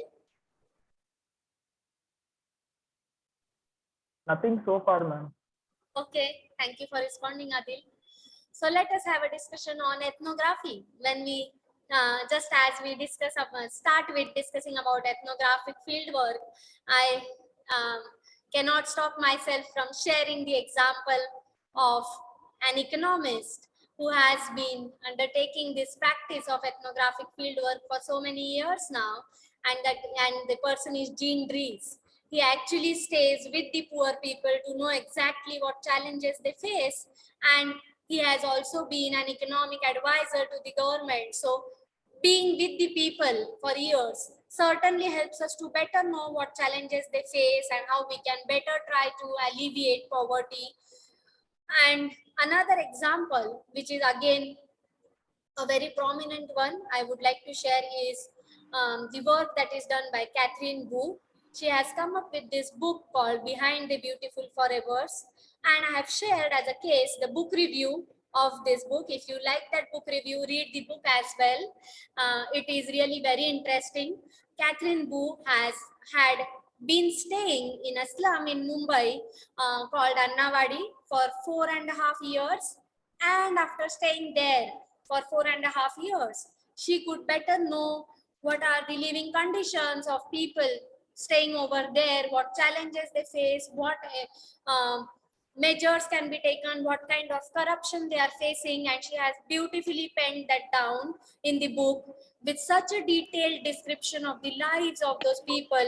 We feel as if we are one out of those people who are staying out there and actually experiencing that. So these two are the key examples of ethnographic field work. And I'm sure after I tell you these examples, you would now be better knowing what ethnographic field work means. It means that we will be going to the fields, staying over there. We will be frequently visiting the fields, and we will be better able to know what is happening over there through our observations. We will, of course, be better able to build a rapport with the people whom we want to get an information from. We can build trust, and only then we can get to know so much that otherwise we will not be able to know. There is another example of a researcher who works at Gokhale Institute. He was staying with the tribal communities,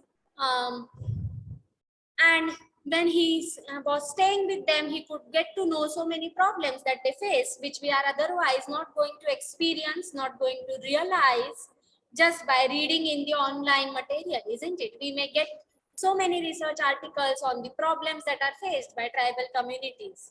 But when we ourselves are there, we know that better, and we realize how peculiar those problems are.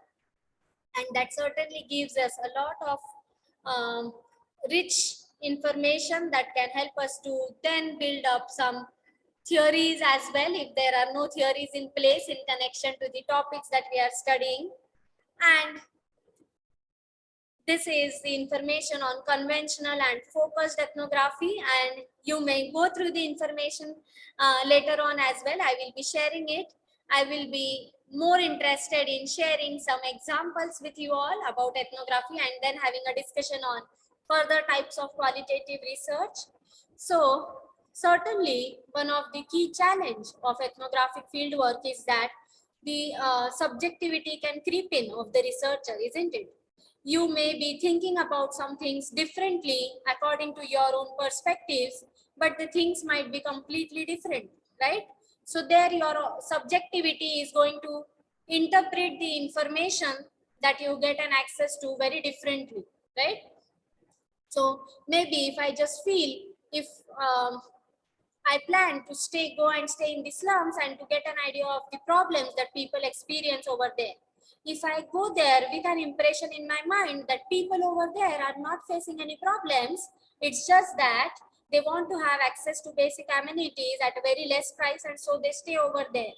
If this is the impression that I have in my mind in advance, I will just not be able to realize what problems they are facing and how they are dealing with their challenges that they face in their everyday lives, because even if I am able to observe that, I am not able to accept that, right? So that can be a challenge, and that can really keep you away from the rich information that you have access to.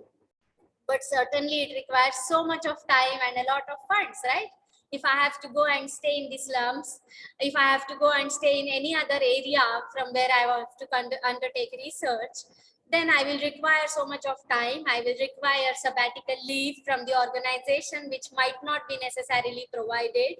I may require funds. So I will have to prepare a proposal about this. And only if some funding organization approves that proposal, gives me the funds, I will have money to spend on this research project. So though a very, very unique and good research project it might be, it is certainly going to require resources. If we get those, we can certainly pursue work in this area.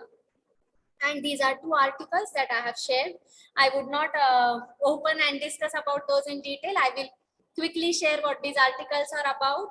You can certainly check those articles later on. These two articles are again the work of two researchers who are working at Berkeley Institute. One research work was regarding sun preference.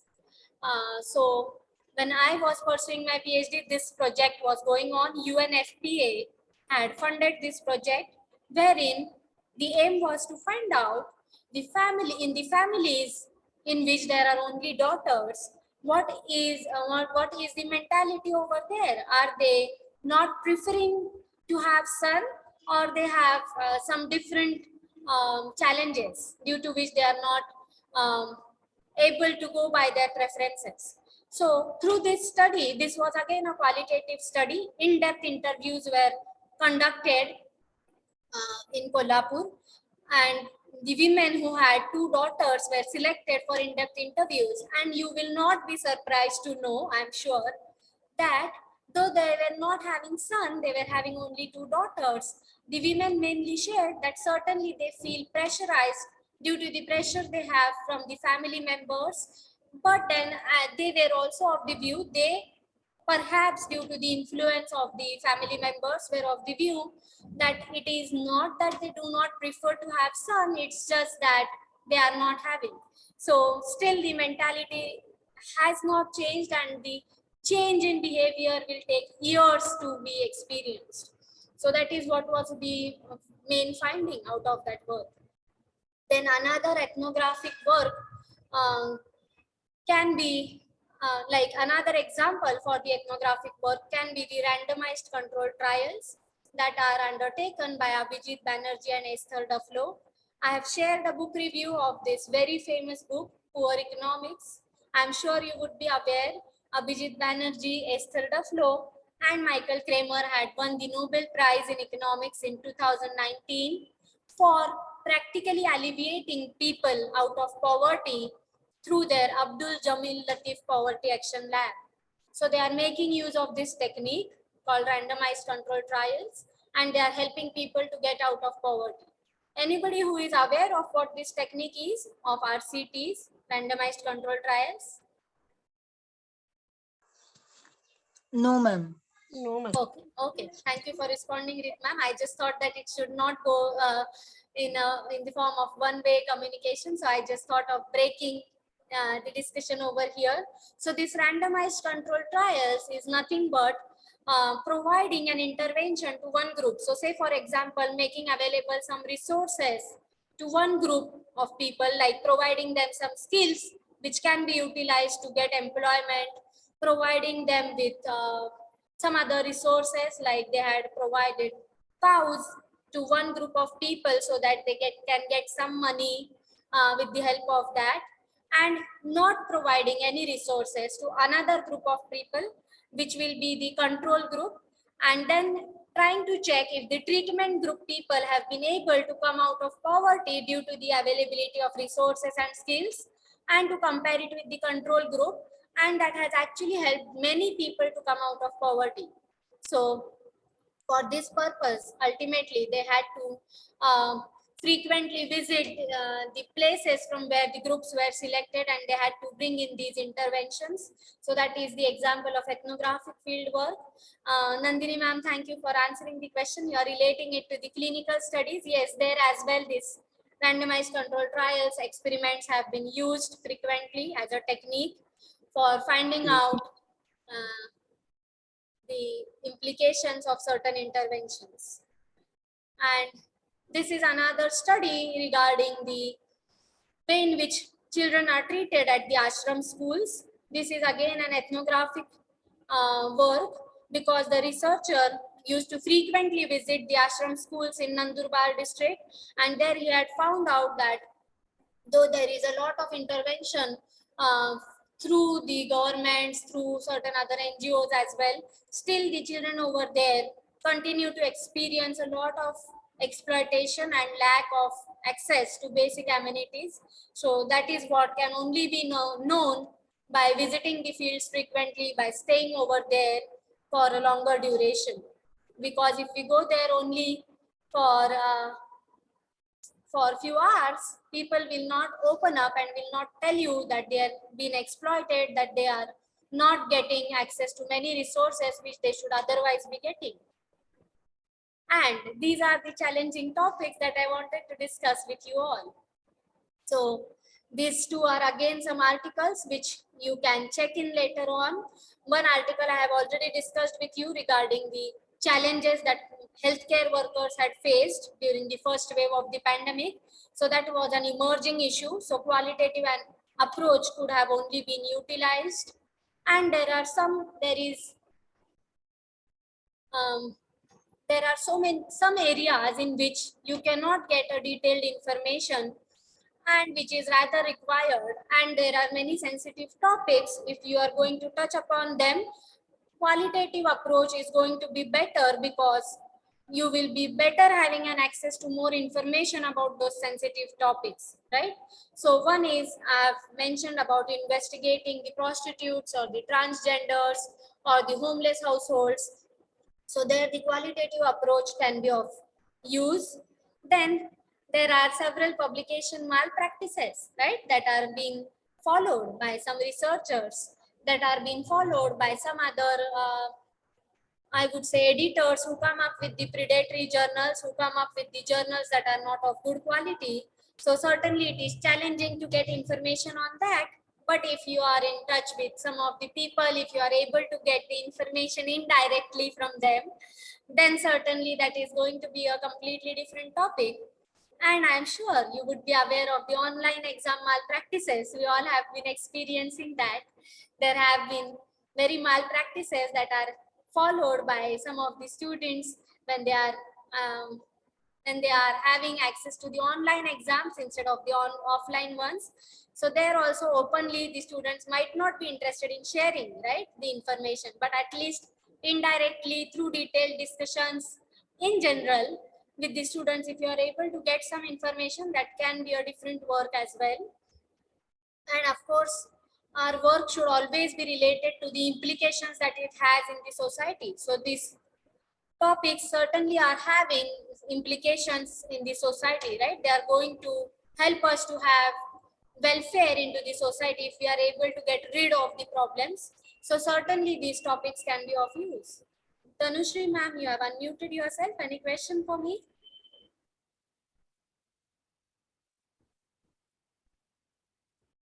Okay, I suppose that was by mistake. Sorry, ma'am. Sorry.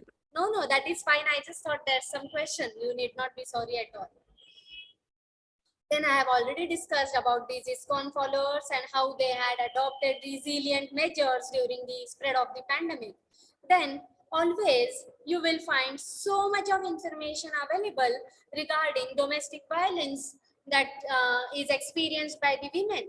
But do not be surprised to know that there can be domestic violence that is experienced by some of the men as well, who may find it very difficult to express openly, right? So this can certainly be a challenging topic to work upon, but then there are not going to be many men who will openly share what they experience. So you can certainly undertake some detailed interviews with some of the people that you already know, who will not hesitate to share information with you. And then, as of now, I have been analyzing all the qualitative information that I get, the detailed information manually. I have not worked with the help of any softwares, but there are some softwares available that we can make use of. We can use this Atlas software, atlas.ti. Then there is NVivo. I think this NVivo is very costly. If we get access to it through our institutes, we can certainly use that. Then there is this R software, which is mainly based on programming. Then there is the extended case study method. Again, there we are trying to know what exactly the participants are trying to convey, and we are trying to note that down in the diaries. We are trying to again build the theories with the help of this extended case study method. And certainly the aim is to know what has happened in the past, and we are trying to relate it to what is being experienced by the respondents in currently. So that is what can help us to build the theories. Yes, Deepa madam, you have raised your hand. Any queries? No, ma'am. Sorry, Okay, it was just by okay. mistake. No, that's fine. I just thought you might be having some questions.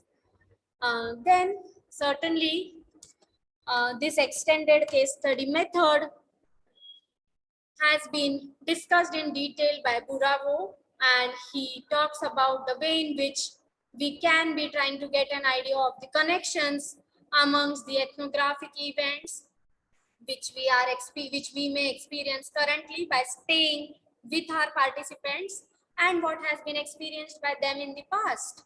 So if we are planning to know exactly the problems, the challenges that are faced by tribal communities, we should be interviewing some people who stay in those communities to know what exactly is happening currently and what has been the past experience. And we can build in new theories through that. And then we can also undertake a cultural analysis. If the cultures have been changing over the years, can be known with the help of this extended case study method. If we are adapting with the different kind of cultures and a new kind of, as in a mix of some old traditions and some new ones is coming up to be followed by people, that can also be known by making use of this technique. Certainly, it requires more time to get this detailed information and more funds as well, as I have said. And I feel this first point is not just true in case of extended case study method, but it is true for qualitative research in general. There, our aim is not to know whether our findings are statistically significant or not, which we get to know through the p-values in quantitative research. You will be having a discussion on that separately, wherein you will get to know that. But here the aim is to know the significance that our study, that the in-depth information is having in the society, on the lives of the people. So that is what it is mainly aiming for. And now we can discuss the life history method.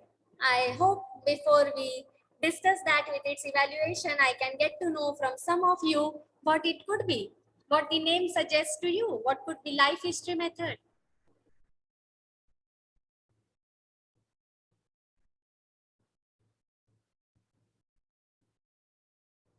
You can just give a random guess.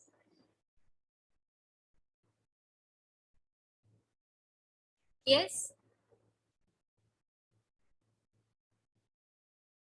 Anybody who can just try to guess, please? Ma'am, please repeat. Yes. Thank you for suggesting that, Deepa ma'am. I'm asking what could be life history method? History of our lives. Life history method. What could be that? How would that be utilized? Okay, Nandini ma'am, you are saying kind of Anybody's lifestyle. life events which we could take as a base for our study. Okay, yes, certainly. So yes, the life events can be discussed in detail in the life history method as one part. Thank you for answering that question, Deepa ma'am. And Anupa ma'am, you have also unmuted. You would also like to add in something? No, ma'am. No, ma'am. Okay, okay. So yes, and we have also got a response in the chat box. Nandini ma'am, you are saying it's a kind of life cycle hypothesis. Yes, we try to know what has been happening in the lives of the people whom we are studying in detail. And okay, Adil, you are relating it to the health parameter, and you are saying identifying and documenting the health patterns of the individuals. Yes, that can be related to the clinical studies. And if we discuss about life histories in general, we can relate it to the life of one particular person and what kind of what kind of challenges have been faced, what has been the general experience throughout the life can be discussed over there. And if we relate it only to clinical studies, yes, certainly it is regarding the health patterns, as you're correctly saying. So thank you for answering that question. So life history method, as I have said, will again require you to go beyond yes no type questions and to ask questions in detail so that you know exactly the life history of a person, and that can help you know better of what has been the experience of that person throughout the life. And I have shared interesting examples as well for the life history method.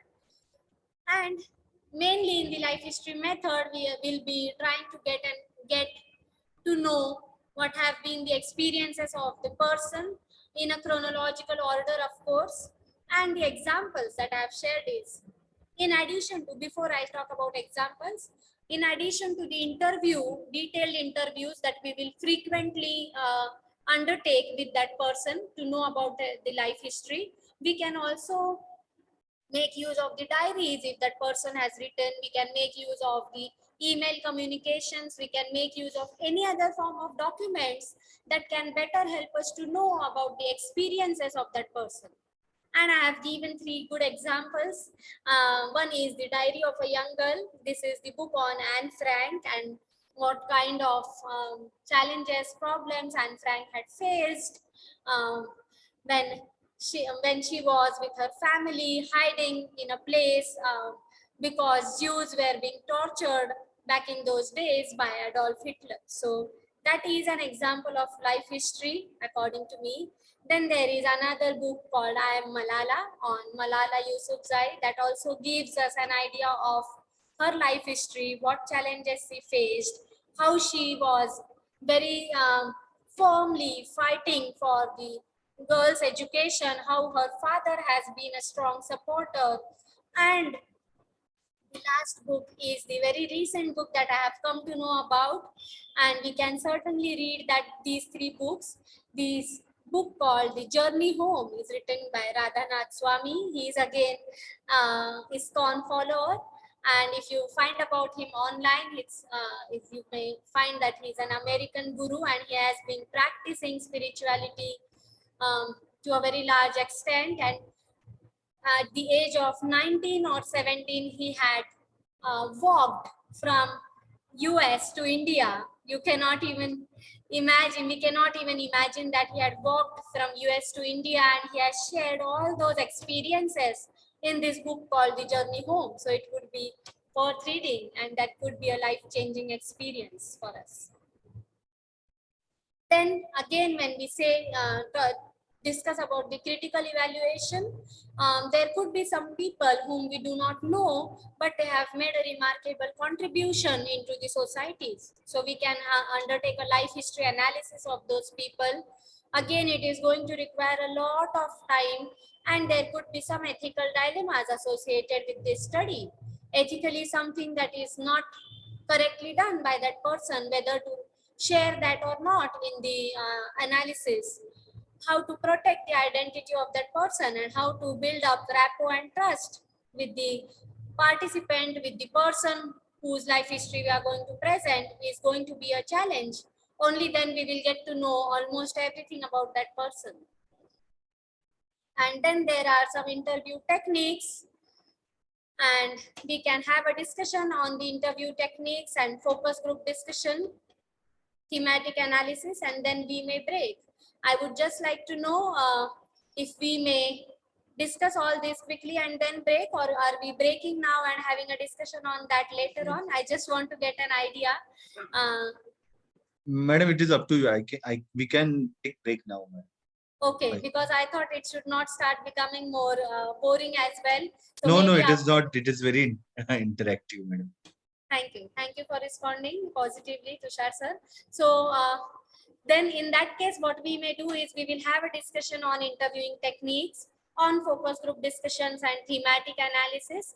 And I would suggest what activity we are going to work on after that, so that we will be prepared to work on it. And accordingly, if you are knowing each other better now, since you are together for last 4 days, or maybe if you are connected earlier, if you have been connected with each other earlier as well, you can formulate groups, or I can formulate it as I get the names in the sequence.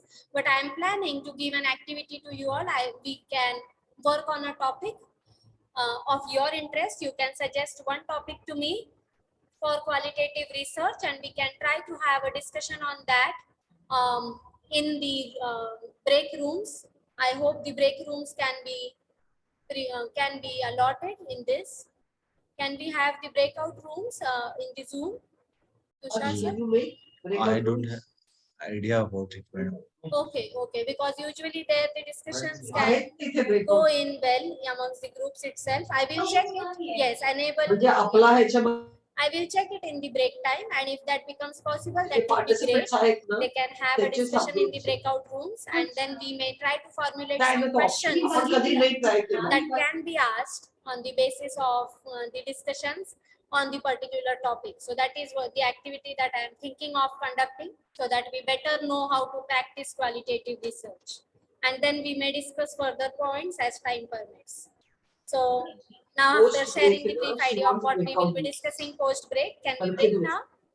Yes, madam. All the participants are requested to be there online so that you can immediately start with the session. Yes. Thank you, Tushar sir. 5:30 we will resume that. Sure, sir. Sure. Okay, thank you, ma'am. To blended learning on Scopus database. To start with, then you will of course narrow down, right? You will start with blended learning. There will be some thousands of papers on blended learning. Then what you will further do is you will narrow down your topic. You will relate it only to IT industry. Then there will be some less number of papers that you will find in relation to that. Then again you will narrow it down in relation to the geographic location that you are focusing on. The number of papers will start reducing, right? That are specifically written in the connection to the geographic area, in connection to IT industry and blended learning. And then you will have a detailed review of only those limited number of papers. So I have seen some papers wherein they give this detailed flow chart of we got firstly around 4,000 papers on blended learning. Relating to IT industry, we got around 1,000 or 1,500. Then relating to the geographic location, we further narrow it down. And there are some papers where there are only around 13 to 15 articles which are reviewed in detail. But then they come up with a very rich literature. In the references, you will find that they have reviewed around 70 to 80 papers. So this can be the start of your research work, and that can give you a better idea of what work has already been done in your area. I hope that satisfactorily answers your question. If not, feel free to ask further questions. Yes, ma'am, I cleared it now. Thank you, ma'am. Thank you. Thank you for asking that interesting question, Anupa. So any more questions before we start with discussing about the interview techniques? I hope everyone has joined in now from the breakout rooms, because I get the message of opening the rooms again. So there's no one in the breakout room now and we can continue with the discussion. Lata ma'am, can you please confirm nobody in the breakout room now, right? No one in the breakout room. Okay. Okay. Thank you so much, ma'am. Yes. So we are going to have a discussion now on the interview techniques. We will then have a discussion on the group interviews, the focus group discussions, thematic analysis. And then after getting to know how thematic analysis can be undertaken, we can shortlist one topic on which we can undertake a qualitative research. So then we will go into the breakout rooms. You all will discuss with each other that how is it that you are going to undertake qualitative research on that particular topic, which are the specific variables on the basis of which you will frame your questions. So say for example, if we stick to the earlier topic of qualitative research, of getting to know how adolescents are behaving, how has been their consumption behavior, whether it is sustainable or not, what kind of questions will you ask?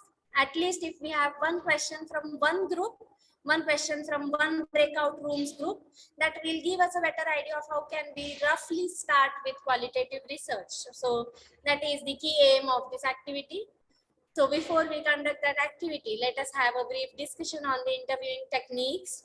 As you can see on screen, I have shared some interviewing techniques that we can make use of. The easiest ones can be, when I say easiest, I'm comparing it to personal interviewing technique, which usually takes more time, right? If I have to interview one by one the respondents to get in-depth information, certainly I will get a lot of information. I can record that interview because everything I cannot keep writing down in the field notes when the person is answering, because I also have to observe. And the person should not feel that no attention is being paid to the experiences that the person is sharing wholeheartedly. So I can record the interview, which will take more time to get those individual responses one by one through personal interviews. In comparison to that, we can get quick responses through telephonic interviews, through online interviews, like making use of Zoom or any other online platforms like Teams, or for that matter, any other platform to interview the people online, or rather collecting information through emails. You will be perhaps surprised to know that this is also a technique that is used by some of the researchers to undertake a qualitative research. So far, I was only talking about sharing Google Forms through mails, through WhatsApp groups, but there are some open-ended questions that are shared through emails as well by the researchers. So they may share only 2 to 3 questions and they may request you to share your detailed information. But again, there the personal touch is lacking, isn't it?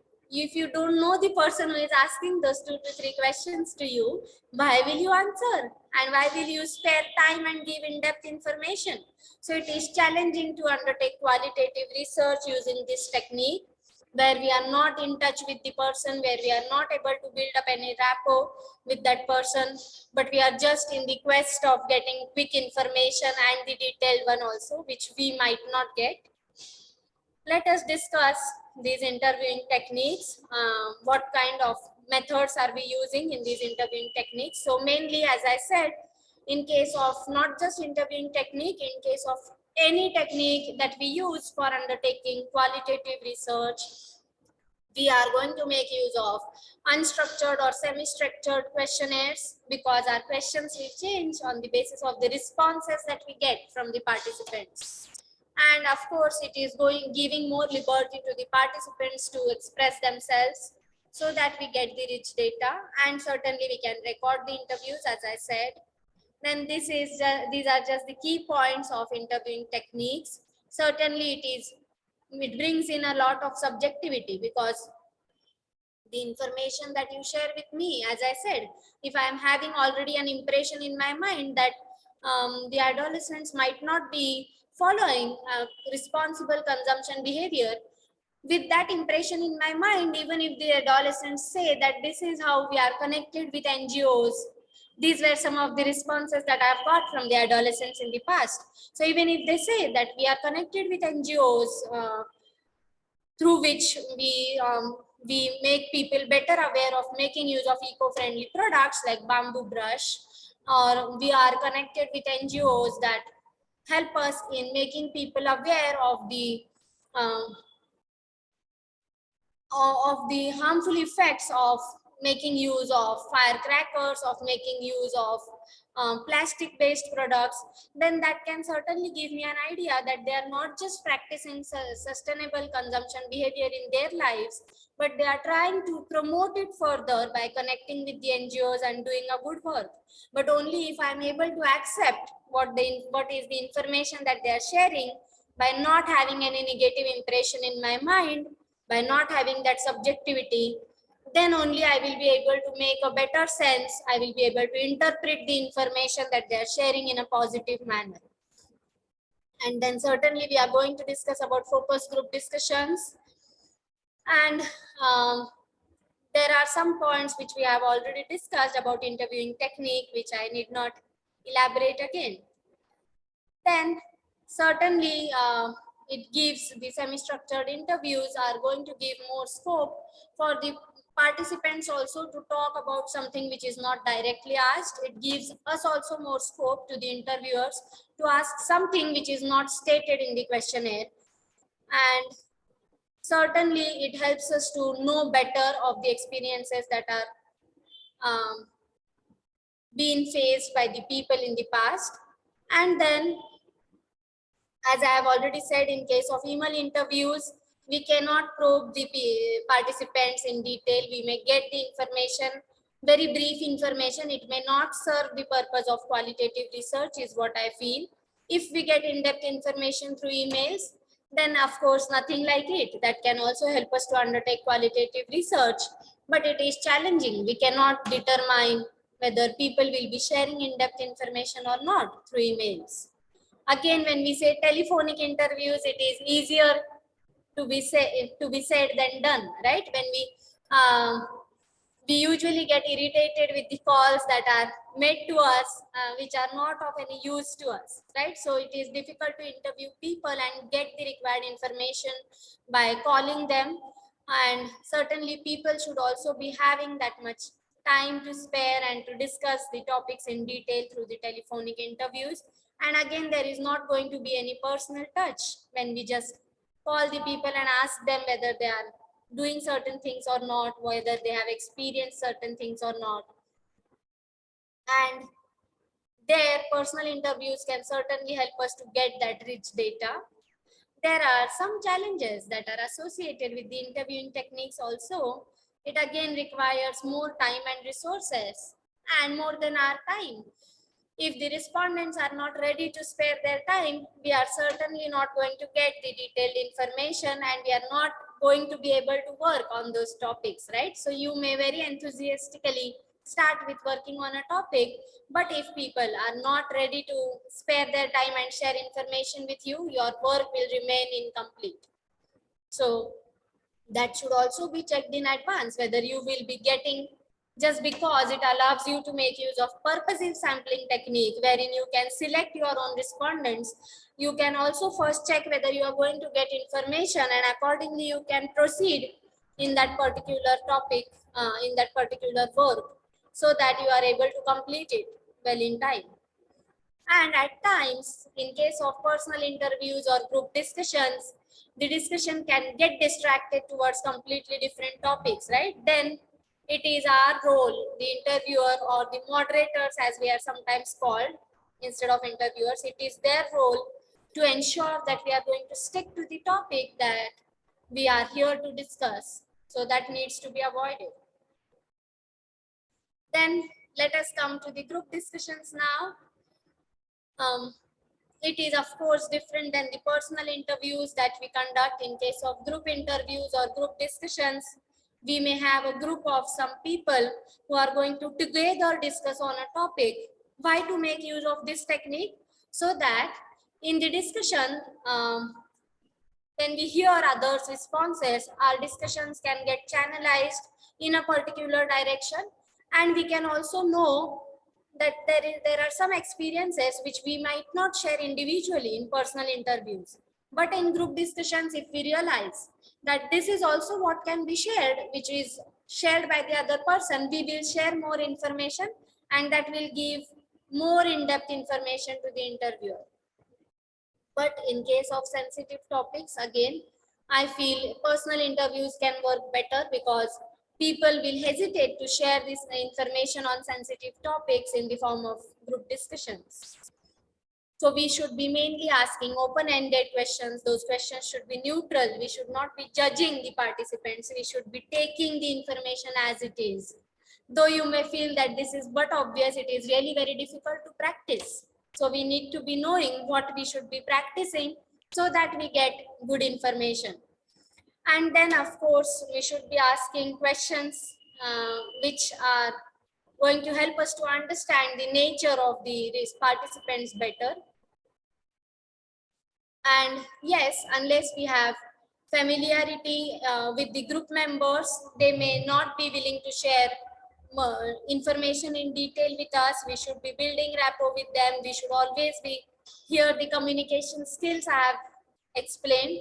As I said, just as I explained those, you may certainly feel that there is nothing to be discussed over here about it. We should be having communication skill, good communication skills. But the reason why I am emphasizing this over here is that unless we have good communication skills, unless we are humble, or unless we are a patient listener, we are not going to get in-depth information. We should always be expressing gratitude and willing to grasp more information as they share with us. Even if the interviews or the group discussions last for a longer duration, we should not be losing patience, because we might be just a few minutes away from an interesting information or an interesting experience that might be shared by the participant. So certainly those skills can help us to get more rich data. And then these are some of the points regarding the focus group discussions. As I have said, another point that needs to be ensured is that everyone should be getting an equal opportunity to share their experiences, to share their viewpoints and insights, because otherwise the people who are not getting the opportunity may feel disheartened, and their experiences we just may not come to know. And we should be able to create a neutral and a positive kind of an atmosphere, with the help of which then we may get very good information, very good experiences and insights from them. And let us have a discussion now on the focus group discussions and thematic analysis. And then we can break in for the activity. Before that, I would just like to know if there are any questions for me or any inputs anyone would like to share.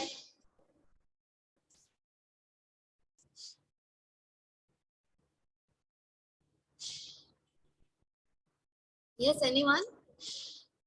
Or can we proceed?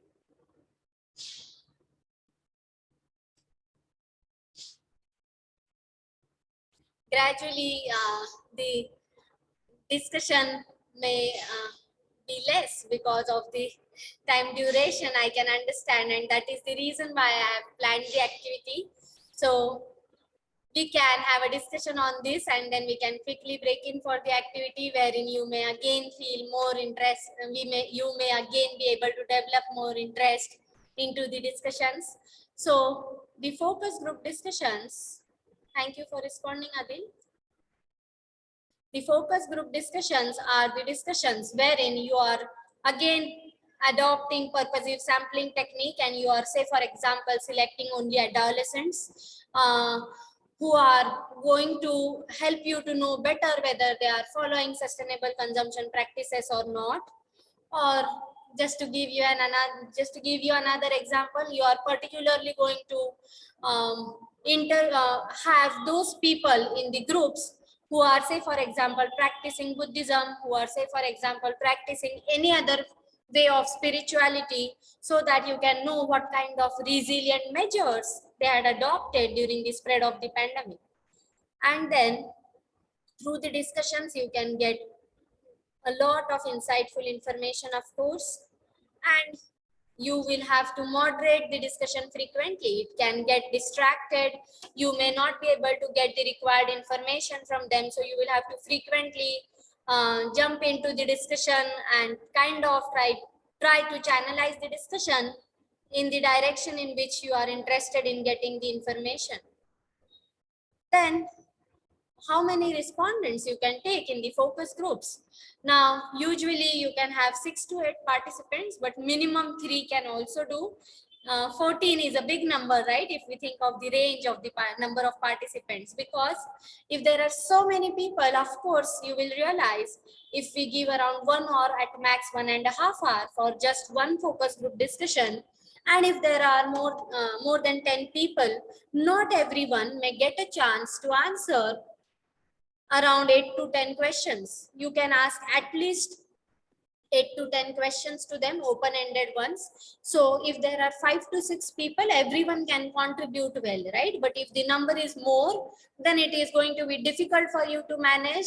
They will also not be sharing many information, lot of information openly, because they are gradually not interested into the discussions as the time goes by. So you should be taking care of that as well. But if the discussion group is very small, then you are not going to get many viewpoints as well, right? So if there are only 3 people, how can they try to engage the discussion for a longer time, and so they may share very less information. And when you moderate the discussion, you should not be trying to impose your views on them. So if I am of the view that spirituality has helped people to adopt resilient measures and be mentally and physically fit amid the spread of the pandemic, I should not impose my perspective on them. I should neutrally try to know what they has been their experience, whether they have been able to adopt resilient measures or not.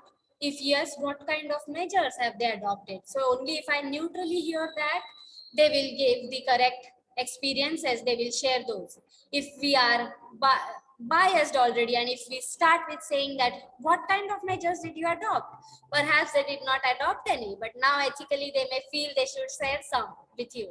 So that needs to be avoided. It's really very difficult to practice. It is easier said than done. I can easily tell you that this is what has to be done, but it is difficult to practice, because in the flow of that discussion, we may also get carried away and we can impose some of our views on them, and they may modify their responses according to our views, which is not going to help us to get good information. Now, these are some guidelines that are shared by Stewart and Shamdasani. They suggest that we should be first asking some general questions, and then we will ask questions that are specifically related to our research topic. And then certainly these questions should be related to the issues that we are trying to address through our research work.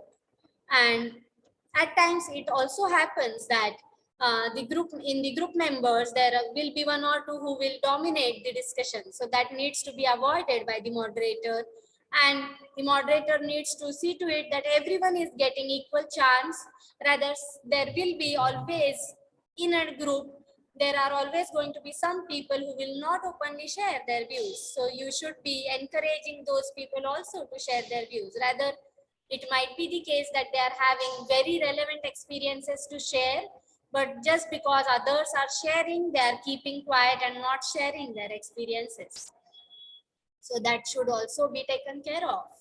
Only when we are taking care of these guidelines, we are going to get an ample amount of data in the form of descriptive information, which can help us to build up or relate to some existing theories. And this last point is very, very important. We should be avoiding data manipulations. We can, in case of quantitative analysis, we have to show everything in numbers, that say around 1,000 of people were interviewed, or 1,000 of people had submitted their responses. Then out of 1,000, how many were male, how many female, the age groups, everything has to be in numbers. So it's difficult to manipulate. But in qualitative analysis, it's easier to manipulate, right? I can conduct 5 focus group discussions.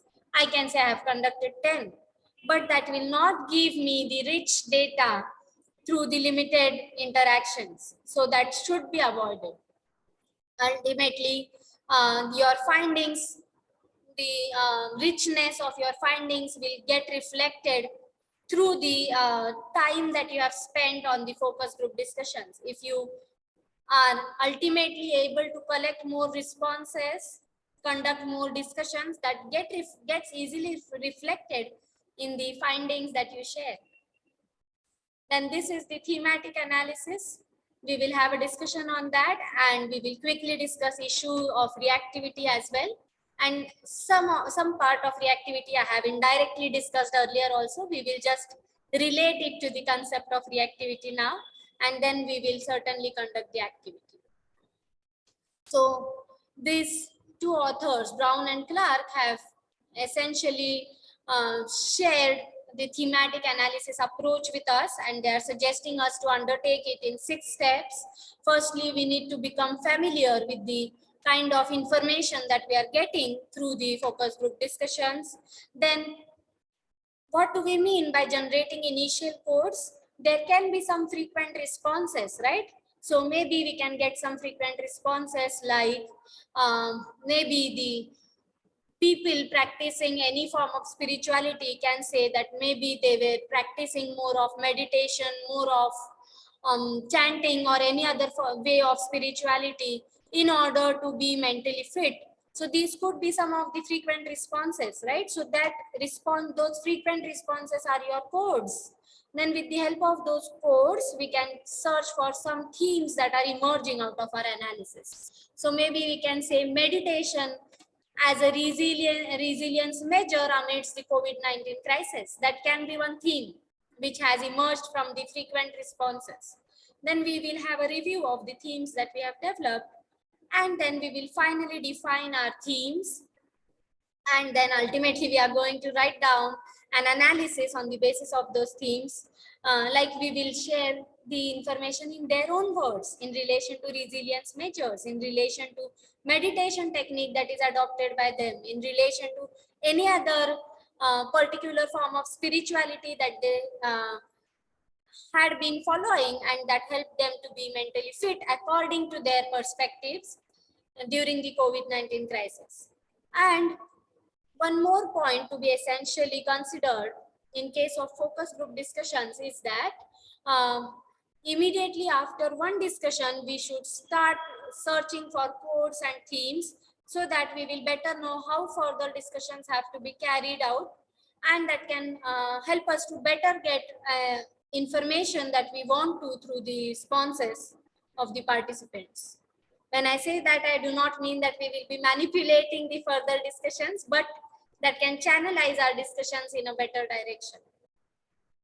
Now, let us quickly discuss the issue of reactivity, and then we will start with the activity.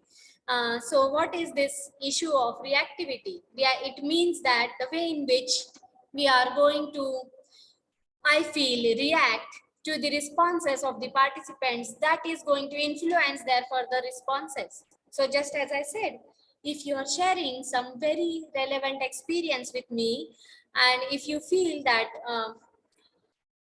this is something which I might not usually share with everyone, but I'm sharing this experience with this person, and if I'm not very much attentive and I'm not kind of responding positively towards the experience that you are sharing, you might stop going into the details of that experience, right?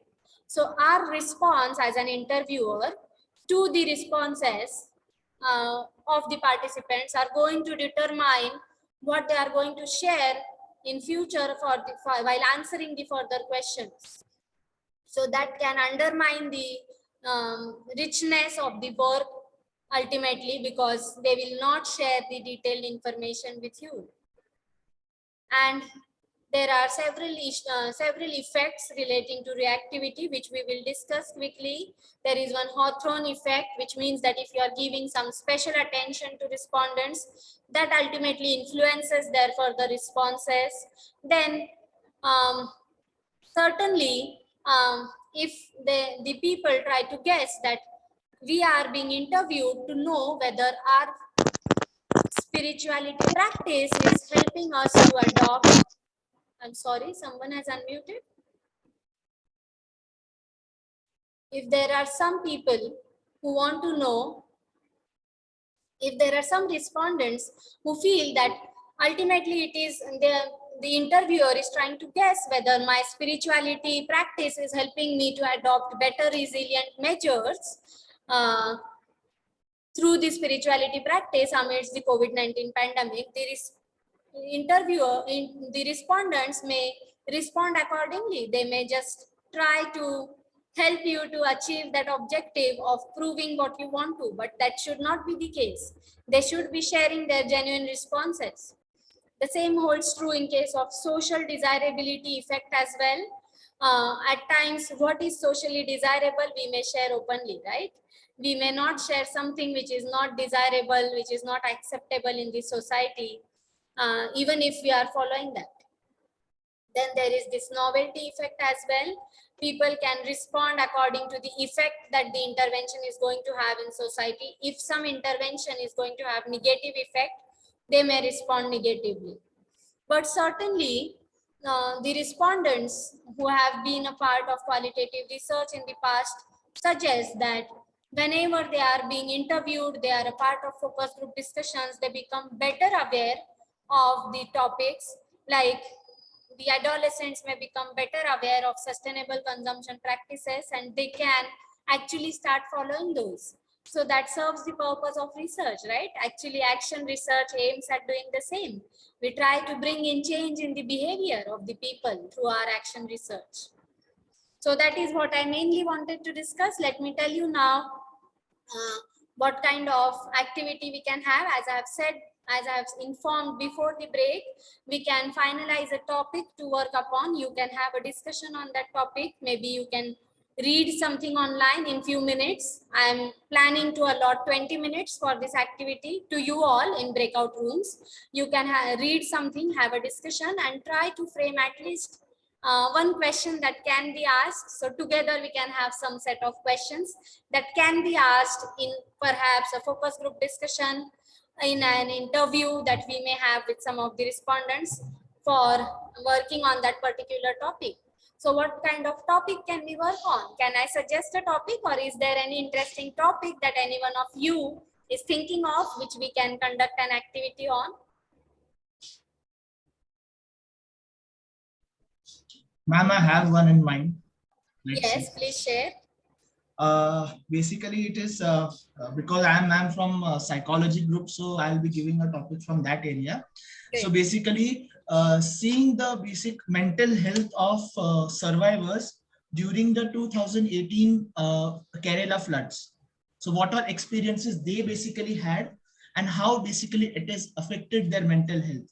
What are trauma and depression and anxiety they have gone through during that period.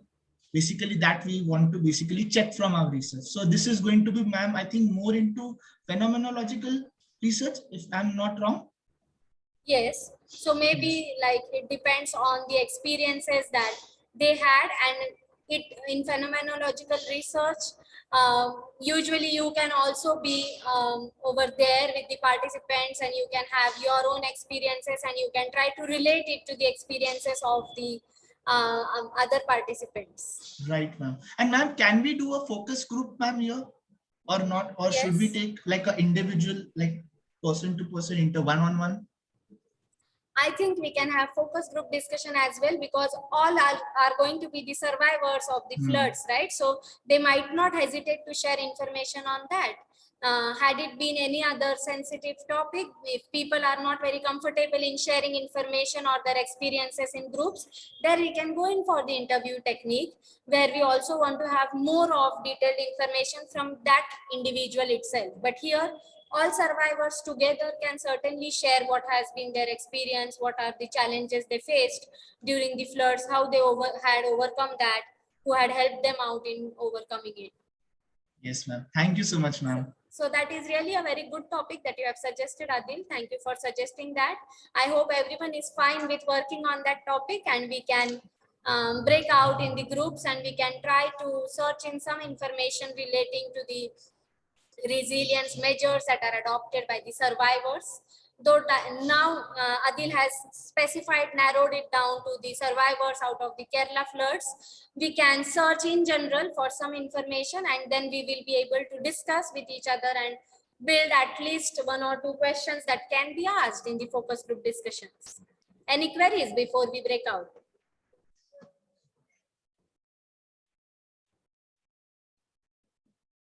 Any queries by anyone, or are we good to go? Can we join the breakout rooms? Proceed.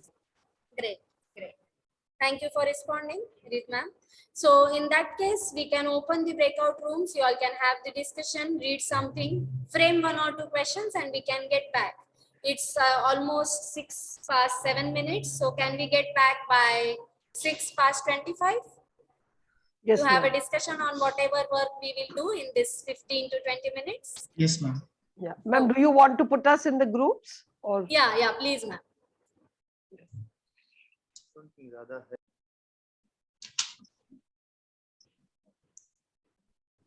I will join some groups in between so that in case anybody needs any assistance, I will be there to help out. Or also I would like to know what you have been discussing to learn better from your discussions.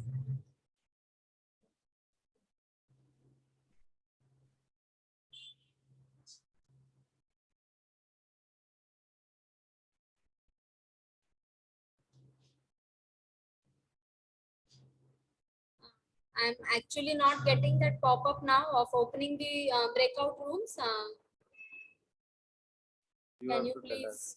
Ma'am, I'm making the groups. Okay. Okay. Should I put you in group 1? Yeah, you can, ma'am. Thank you. Yeah.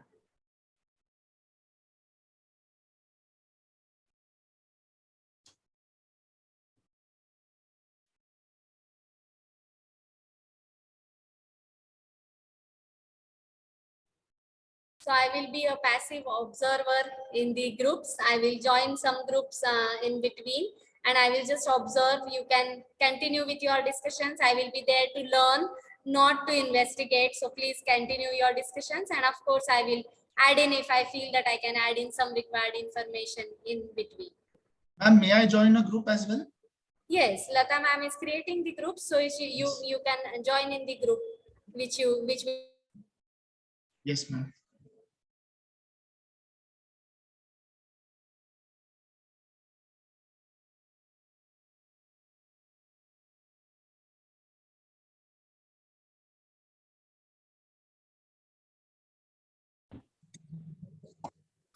Good evening, everyone. Yeah, good evening, madam. Yeah, around 12, and you're 13, and the remaining we put it. Yeah, well, I'll just rename myself.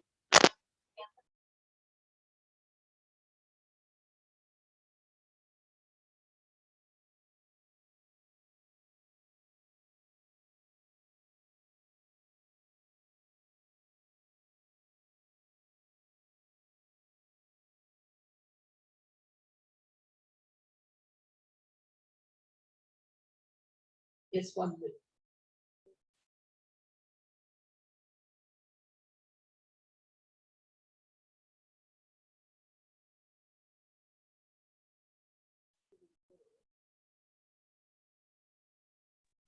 Change breakout rooms में जाइए। यहाँ पे कौन है? Tushar sir है। हाँ, Tushar sir है। You go to breakout rooms. You better go to breakout rooms. हाँ, तो रूम उसमें देखिए। अब इसमें रूम 4 में है ना आप अब इन लोगों ने ज्वाइन करना चाहिए, मतलब अदर्स हैव टू ज्वाइन। आप जैसे अरे दे हैव टू ज्वाइन ना। मैंने मतलब they don't get shifted by us. नहीं हमने उनको डाला है, but they need to join from there side. Group में रखा है join. We have assigned group. I think we can start with a discussion. No? Yes. Because we are 5 hours. Huh. So we can.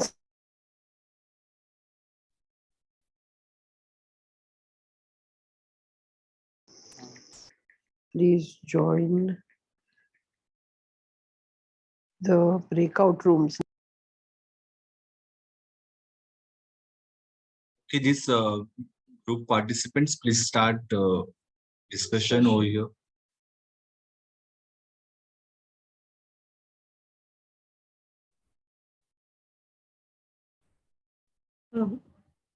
Yes. Let's zero out on one topic or some questions, and then we could start.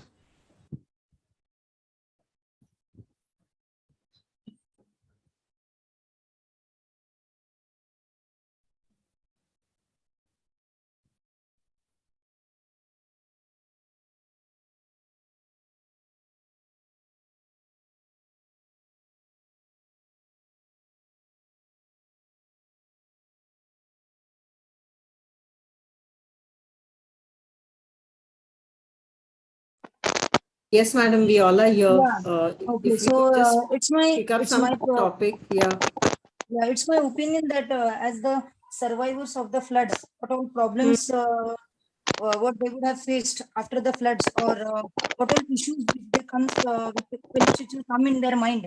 Can we discuss these or any other ideas from your side?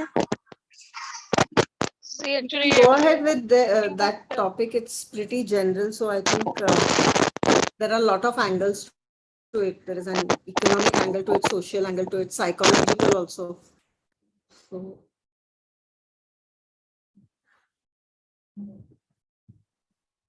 Scientifically speaking, if there was a flood, I'm sure the organisms staying in the area would have been affected. They would have to move to a different environment, and maybe they would have to change their habitat. Ma'am, your voice is very low. Okay. Is it fine now? No, ma'am. Okay. All right. Let me check with the micro. This. Give me a second.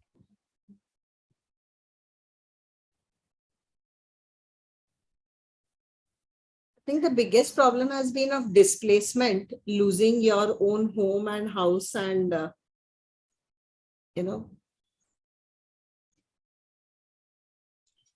Yeah, migrating and somewhere. the trauma. Yes, and the trauma behind migration.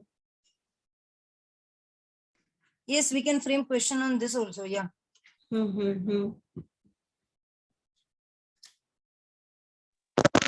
we can follow the interview technique for that. Yes, definitely, or maybe even observation technique, Jidna. Yeah, observation can be, yes.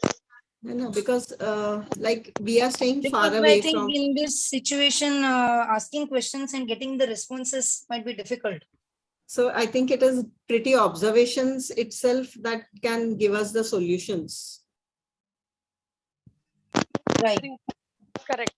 Get data based on how many people have migrated or how many people have, died or got affected. Maybe they had some physical problem or some illnesses in the close by hospitals.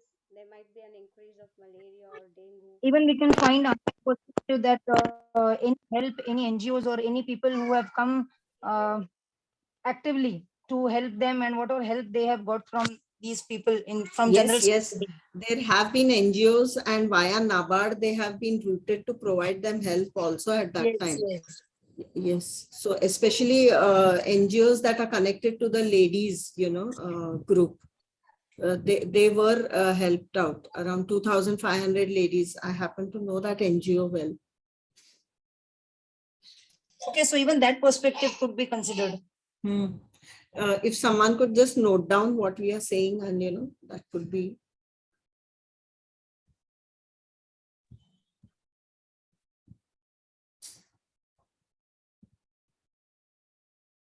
Moreover, how did they get back to their normal life again? Like if they have been a part of farmers and having lost their plot of land and standing crops, then how did they go about, and how did they stand back again?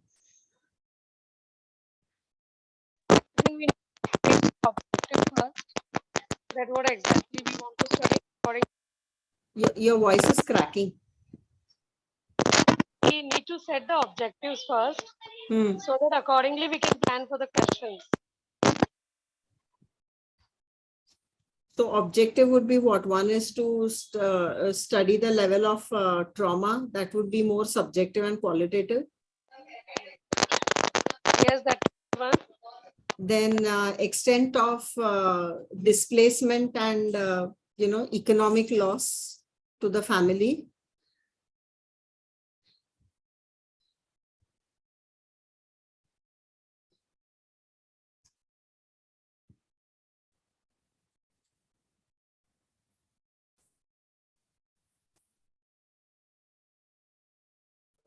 What about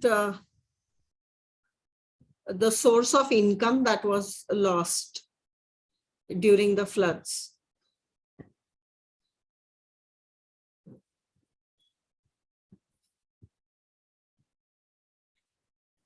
And was there any public policy for the people so that they could, lean on to and get back to their normal work life? Or when it comes to the income source, as you discussed, ma'am, so whether the same source of income would be continued in future, or they have to search for some another alternative?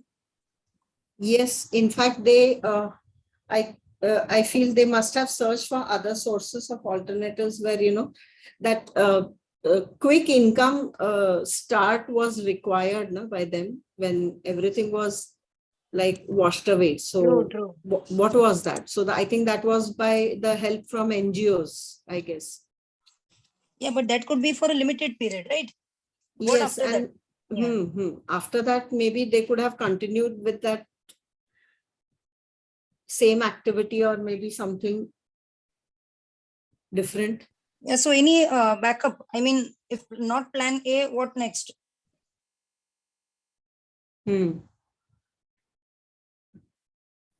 So that can also be a question. Like at that moment, what did they decide to We do? can focus on the employment part. That the observation can be what was their employment source before the flood, and then later on now what they are doing. Subject. Yes. And you know that feel good factor, whether it was better before or whether it is better now, like. Revenue generation from before the flood,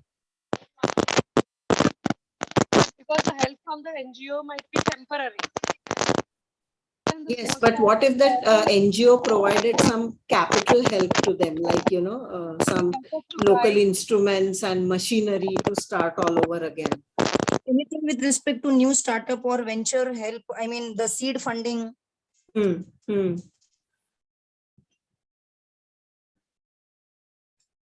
To boost the concept of entrepreneurship. Yes, maybe, and even for women empowerment, they gave away certain machineries over there, like coconut scraping machines. And from that, like, they moved ahead, you know.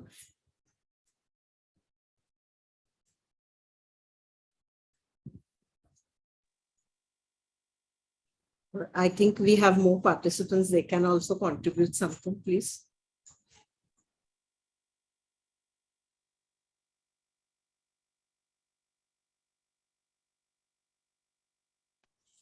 Other participants, please also give your opinion, your views. What happened to the students who are studying there? Were they able to travel to school, or certainly the discussion is going on in an interesting direction. I have joined room 1 for some time. I have joined in a few minutes before, and we could get to know very key points that need to be focused, and questions need to be framed in relation to that through the responses that I could get to know from this group. Certainly there can be some more points that need to be elaborated on, and there can be more information that you can share, more questions that you can think about in relation to those points, and you can share. So feel free to share it.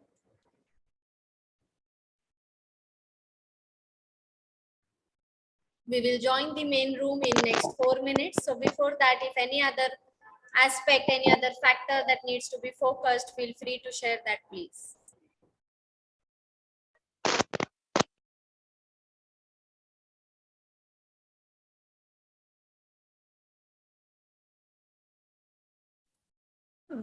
One question you all can add, the diseases that spread due to, you know, water contamination or something, did that affect the, you know, what you can say, the efficiency of the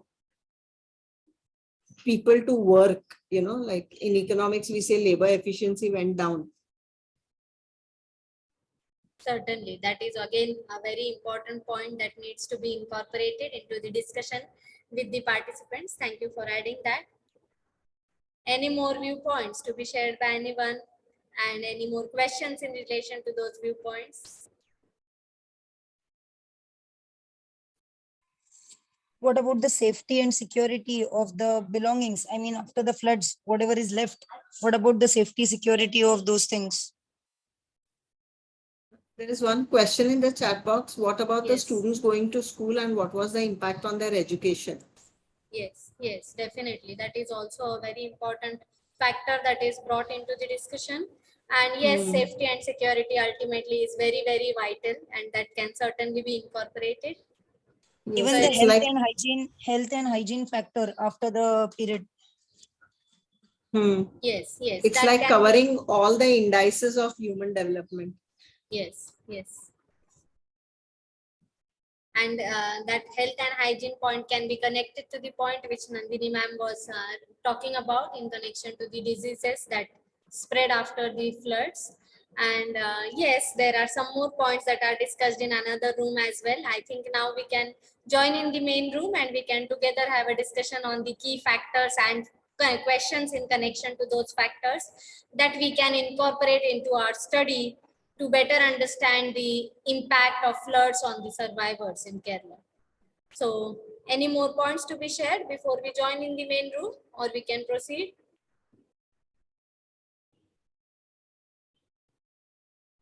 Ma'am, real estate. Sorry? Real estate is one of the key areas. Yes. Again, Yes. the Yes. impact of that on the real estate. Yes. That again, rebuilding the house itself is a big task. Yes, yes, very good. Definitely, that is also one of the crucial, rather, factor that is being experienced by the participants, and that has to be incorporated. So now I think we can join in the main room and get to know what other group has worked upon, and together we can better come up with a set of constructive questions to analyze effectively the influence of floods on the survivors.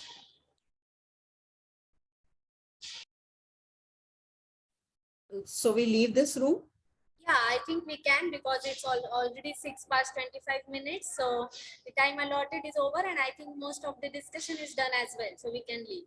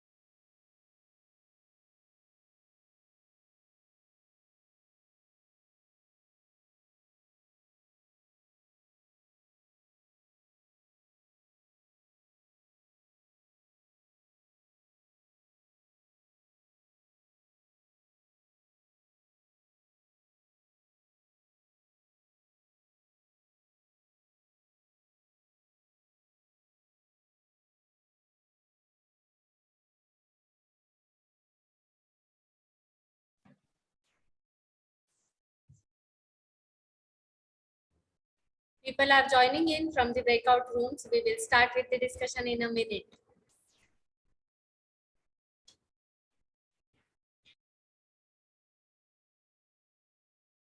It was a very good session in our group, and we had a very good discussion. So thank you for the exercise, madam. Thank you, ma'am. Thank you. Thank you so much. Rather, I was not very much sure how it might work out, but your consistent help in creating the groups and in coordinating the regarding the groups, and also in channelizing the discussion. And I'm sure everyone has learned better through this experience about qualitative research. And I'm eager to know about the learning that you have gained through this exercise. So you can share firstly your experience, what you could get to know about qualitative research, and then certainly we will have a discussion on the questions that you have framed that can be asked to the survivors of the Kerala floods, so that we can better try to get an in-depth information from them. So anyone can start. Adil, you can start. Yes, ma'am. So one question, one of our biggest questions, then we narrowed it down to small baby steps as Lata ma'am helped us out with. So one question what we have kept it, the main one was, what all experiences the survivors had during the 2019 Kerala floods and how it affected their mental health. So this was the overall question which was there. So now certain baby questions, as ma'am said. Okay, ma'am. So what are they? Did you lose your house? This is one question during the floods. Another question is, how many deaths are there, or how many of you are there in the house, and how many deaths were there in your house? Then how many of you lost their houses? That is another thing during the floods. Then how many of you want to want some support, some help? Because most of the survivors don't have anything. Whatever was there, that was all there in their house, which was gone in the water. So that is what. So what help do you want with the documentation? What help do you want with financially? That is what. Then how much cattle? Because most of the areas which were affected, they were near the village areas. So how many of you lost cattle, your herd, whatever it was? What is it? Then regarding the current survival, ma'am, how are you currently living right now? Are you in like the shelter homes, or are you at some refugee camp? What is it like right now? That is one thing there. Then regarding jobs, what is the current situation? How many of you are employed? What type of a job you're currently doing right now? That is another question can be kept in forward in front of these people.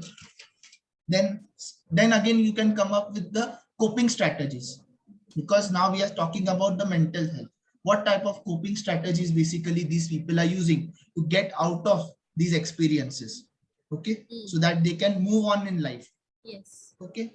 And the current support system, who all they have, who are left in their family, who all are there, like mother, father, if they are there, the brother is dead.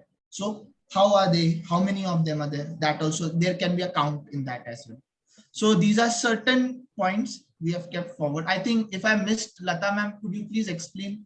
Yes, and then, you know, in the focus group, we said that the researcher has to observe whether everybody is responding to the questions. There could be certain people who do not respond, and then those could be the people who are severely mentally affected, because they may be having stories that they are not able to share.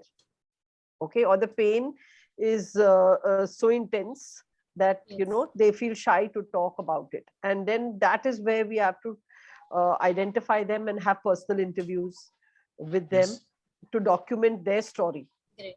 And then I explained to Adil, my takeaway from today's that research is not just about generalizing. I liked your first slide, ma'am. You said you talked about quantitative data that just gives you generalizations, but when you are going to use qualitative techniques, I want that word which you said is the key word. I think crystallize. What was it? Yeah, I think you are thinking The about last saturation. sentence. Saturation. Yes. Okay, that was from chemistry. Okay. No, that's fine. So that's why I said crystallization. Okay. Okay. So saturation. Okay. Yes, So yes. when you are looking at all your data skewing to a particular side, and then you have this, you know about this particular data, but you want to emphasize on the real story, or be emphatic about that point, that you know whatever we say is absolutely 100% true. That's when you can take your interviews, make those case studies, and put those personal stories along with your quantitative data to say that this is the truth and only the truth in my findings. Okay. But when you said that even if one story does not fall in line, then that could be something that could affect your collection of qualitative data. So if we are looking at saturation, we have to be sure as to what is our premise. Yes. And then we move ahead with taking these interviews and making those case studies. Am I right, ma'am? Yes, yes, of course. Thank you, ma'am.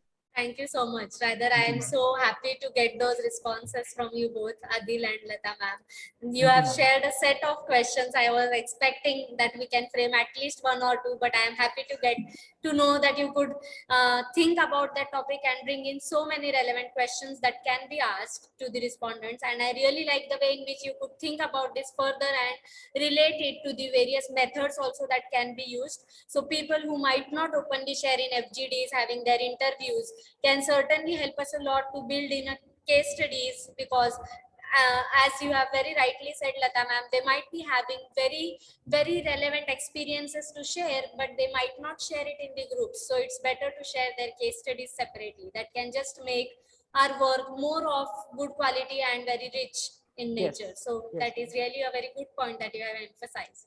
So thank you so much for sharing that.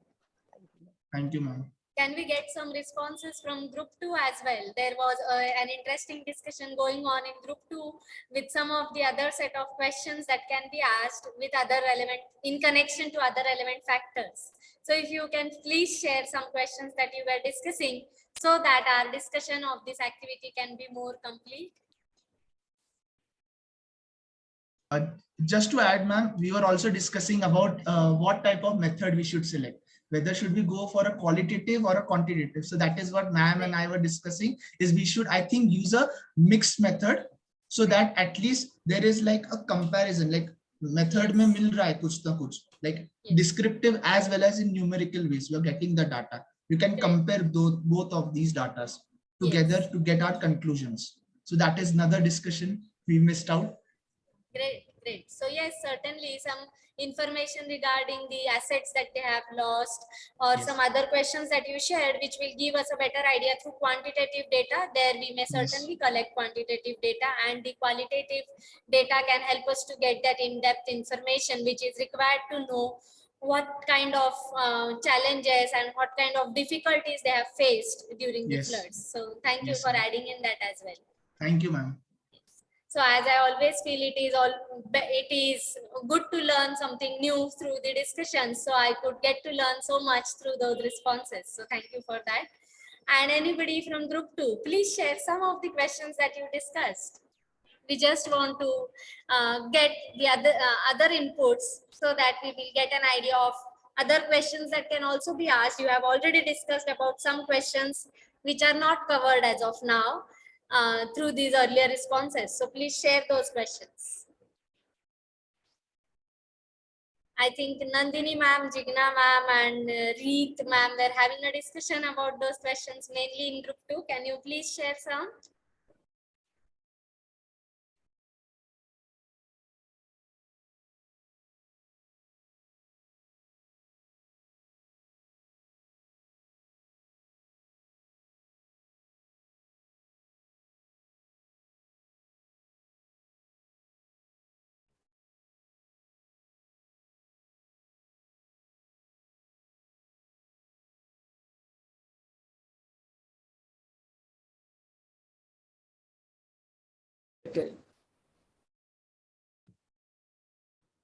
And there was a question also about the problem of, the post-flood diseases which are likely to, exist, and how were they tackled, and how did it affect the productivity of the labor.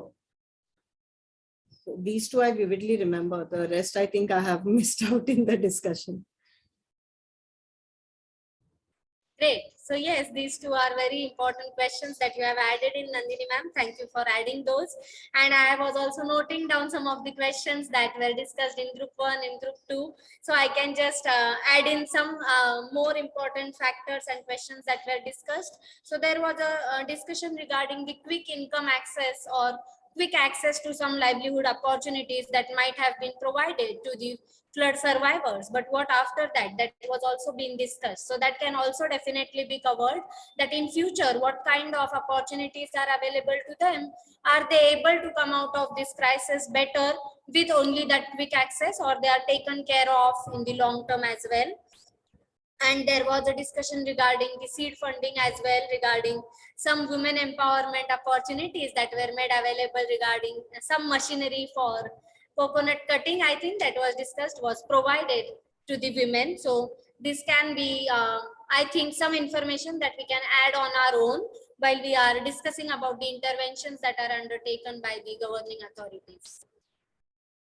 So any more points to be added by anyone out of regarding this discussion before we close? Something related to real estate, yes, prices also. Yes, yes, yes. Thank you for reminding that. So yes, certainly the real estate is at stake. We have to build the homes again after the flood. So that is also a challenge that is faced by many people, and that can also be interrogated further. And yes, Netra ma'am is mentioning in the chat box that we can also have a discussion on the psychological effect that broken families are going to have on the flood survivors. So yes, that can also be a very relevant factor to explore further. So thank you for adding that. So any more points to be added by anyone? Any questions if anyone can think of now after hearing all these responses? And if you might not have added it earlier, you can add it. Any positive or optimistic, I mean, say any programs which could be arranged for them in order to bring them out from their trauma? Any motivational things, any programs? Yes, so maybe any motivational programs we may relate to that might be undertaken through the NGOs or through the governing authorities that can help them to come out of that psychological effect. That is also a good point. Yes. Any initiative taken by any particular group or self-help groups, we can say, which could come ahead and help those people? Yes, yes, certainly. That also helps a lot to them in several ways. So that can also be explored further. Any more points? Yes, education of their children. So if schools and colleges and institutions were also washed away, yes. There will also be this stress about the education of the children. Yes. So that could also be, those questions could also be answered as to how much time did it take for you to get back into school, okay, for your children to get back into school. And where are they? Did they lose a year? Or, you know, have they been taught? And what was the system adopted post the floods? As far as education is concerned, because that is also very important, particularly for a state like Kerala.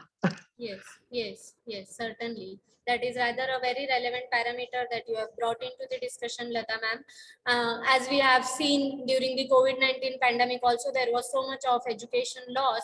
So certainly if we relate it to the Kerala floods, we will have to check in further what is the current status, what happened in those days, and what impact it had on the mental health of the students. So that can also certainly, so these, as we discuss the questions, of course you all can also add in whatever you feel like, but what I feel is when we are incorporating so many questions, I think there can be series of papers that we can bring in out of this one topic itself, because in focus group discussions or even in interviews, we can hardly ask 8 to 10 questions because we want in-depth information. So maybe we can further narrow down. We can relate only to mental health, we can relate only to interventions, we can relate further only to the loss of livelihood opportunities and other assets and what is the current status, and that can bring in a lot of work together. So it will be, it certainly can be a very good work if we work on it in future. So any more points to be added before we close this discussion? Otherwise, we can go in for checking the slides. I will not stretch it long now, but I would just like to share some key points. I have not shared some of the points that I wanted to regarding the key guidelines for effective publications. Rather, that is another discussion which may take an hour, but please do not worry. I am not going to take that long, but I at least thought that some key points out of those remaining slides I can discuss in few minutes and then we may close. Sure, ma'am. Sure. Okay, thank you. So I will just share the slides quickly.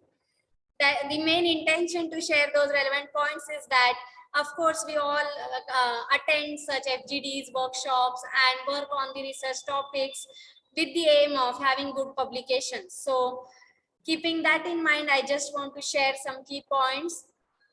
We can, when we are selecting a topic, we have to be very wise in selecting that. So we should be selecting some topics on which very less work has been done to improve the acceptability. I have shared some topics over here. We have been reading a lot of research articles regarding online learning, but we can try to work on finding out the implications of hybrid learning now on the, for the students, for the teachers, also for the parents. We may check just to get a comprehensive idea of impact of hybrid learning. And then certainly we need to keep reading. And these are some precautions that we need to ensure so that we are going to have effective publications. Most of the times we get bored of reading the work that we have done because we feel now we have done a lot of work already in the on that paper and we are not going to read it again. And that last time when we have to read it, we just may hurriedly submit our work, and we may be very nervous if the work gets rejected due to proofreading errors. So in order to ensure that we should read our work frequently with patience, we should always have undertake a plagiarism check, and we can make use of some paraphrasing tools like Quillboard to reduce the similarity and to rephrase the sentences. Of course, rephrasing in our own words would be the best tool, but at times if we find it difficult to rephrase in our own words, we can make use of these tools. Then if we are checking in the conference alert websites, or if we are registered on Easy Chair or any other such online conference information sharing portals, that can better help us to set deadlines for our work. Otherwise, we may just continue working on particular topics with no end in mind. And I'm going to emphasize only on the relevant points, so I will not discuss about all the points. Then, of course, we can quickly get publications in some predatory journals, but it is not going to be of any use to us in future. I'm sorry for the power cut. And then we can make use of the journal finder services that are made available by Springer, by Taylor and Francis, so that we can know in which journal our paper can go, how better or how suitable our paper is for particular journals. And then we can certainly read out of those journals what kind of work is published. We should be citing some of the work from those journals, so that the editors realize that we have been following that journal rigorously and reading. And certainly when we are working in a team, we get diverse views, we can divide the work and we can work effectively. And then we need to build a theoretical framework, as I have emphasized already. And then even if we are undertaking a local study, most of the times when we collect quantitative data, we collect it from some local areas. So that lacks the connection with the global scale, or even at the national scale, we lack the connection of our study. So we can at least try to have an extensive literature on that study. These are some of the points which were shared by the reviewers for the previous work that I had submitted. So I ensure to share those points with everyone so that everyone can benefit through those reviewer comments. And then certainly qualitative research can comparatively be less time consuming in comparison to quantitative, because we have to undertake a rigorous data analysis of quantitative data. In comparison to that, qualitative data we can manually also analyze, and we can try to find out what are the frequent responses. We can code them, we can come out of themes through those codes, as I have said. And these are some of the unpaid Scopus and Web of Science index journals. I'm sharing this entire PPT, so you can refer this. You can send your articles to any of these journals on the basis of the suitability of your work. And certainly it saves a lot of funds if you don't have to pay article processing charges. And I would like to end the discussion by sharing a personal story with you all. I'm sure Lata ma'am has been generous enough in sharing that introduction about me, wherein she talked about the research work that I have carried out as of now. But there is nobody I feel in this world who might not have faced rejections. So even I have faced those. I'm sure I will face it in the future as well. But then it will help us to continue our research journey, because we will learn better what needs to be avoided. And I'm sharing my personal story regarding a paper that I have written, making use of qualitative research technique, of course. So I had written that paper 2 to 3 years ago. This is the mistake that most of us may do. So I'm sharing it in the form of my own personal experience. So I had written that paper 2 to 3 years ago. And in those days, I was not aware of checking the suitability of the journals. I kept sending it to some journals where it was not suitable at all. It got rejected. And I felt that this paper can now just get published in some magazine. There, I submitted it in a magazine where it was not going to be of any value. There also, I could not get quick review responses. So I had withdrawn that paper. Ultimately, I just thought of giving it a try and sending it to a good journal, which is indexed in Scopus. And then I got a positive response. I got acceptance from them. So this is what happens with most of our papers, isn't it? We don't spend much time in on the remaining work that we have to do regarding journal shortlisting, regarding checking the paper again and again for proofreading errors, and unnecessarily our good work may get wasted in some predatory journals. So that we should always keep in mind and we should avoid. And certainly the reviewer comments are going to help us a lot in improvising our research work to a large extent. So that is what I mainly wanted to share about the key guidelines for effective publications, and wish you all a very happy learning. Thank you so much for being here and for participating so enthusiastically throughout the discussion. And I am sure I have learned much more through these discussions with you all, and I will continue to learn. This is an opportunity to connect, to collaborate. So I would be happy if you all can collaborate further also for any research work that will give us all a better learning experience in future. So thank you once again. Having said that, now I can close the discussion. Yes, ma'am. Yeah. I would like to take this opportunity to formally propose the vote of thanks. I very, very sincerely thank our resource person for today's research methodology workshop, Dr. Shilpa Dev, for her excellent session.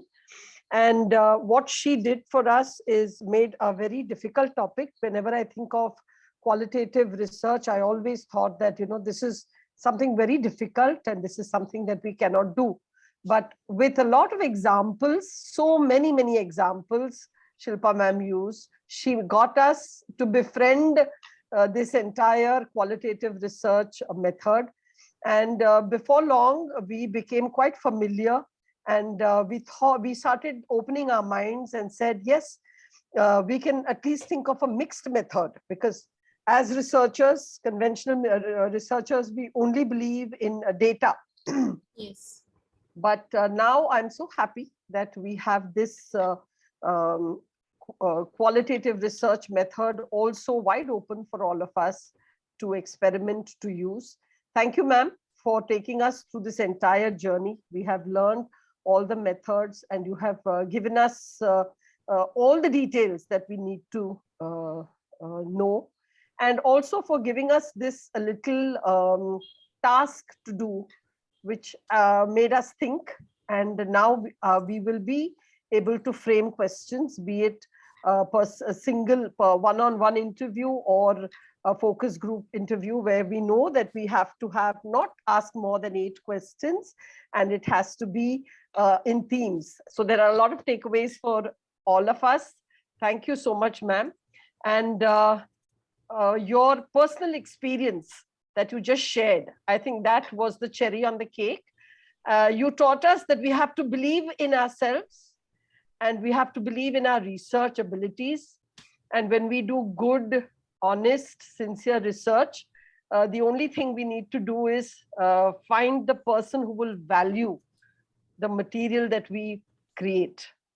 And if we fail in doing that, we may face rejection, but we have to bounce back like you did.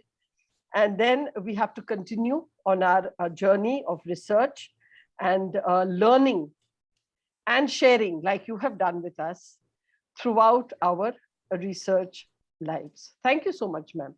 And we hope you will connect with us for our future research methodology workshops, for our big events. And personally, I will be in touch with you when we take up big research projects. Thank you for your time. Great. Thank you, students. Thank you very much for your participation. I have shared your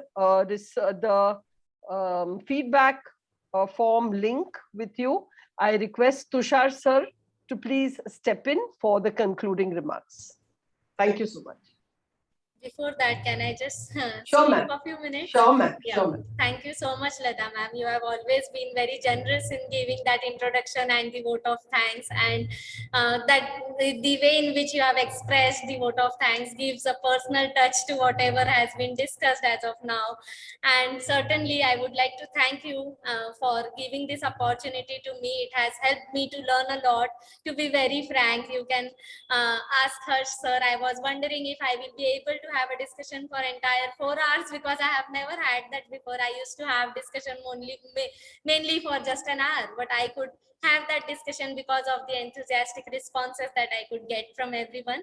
And thank you once again for that opportunity. And I would be very eager to work on the further research projects. I am always very much interested and passionate for working on projects. So I will be very happy to connect for that. Thank you, ma'am. And kudos to the participants. Yeah. Thank you so much to everyone. Thank you, Shilpa madam, for your accepting our invitation and taking session in our workshop. And we will be happy to see you in future. Sure. It would be my honor. Thank you so much. Thank you.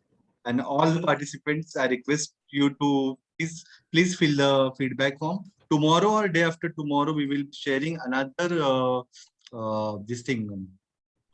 Google form to ensure you requirement of the certificates. Group. In the group, we will be sharing another Google form to ensure your requirement of the certificates, that is you are wanted your certificate for your coursework or for your CAS. Okay, so be specific, and please note that you have to give correct communication address so that we can post your hard copy of your certificate to your respective address. Thank you, ma'am. Yeah. Thank you, Tushar sir, and thank you so much to everyone who have posted message on group, and thank you once again for that patient listening and for interactive contribution. Thank you.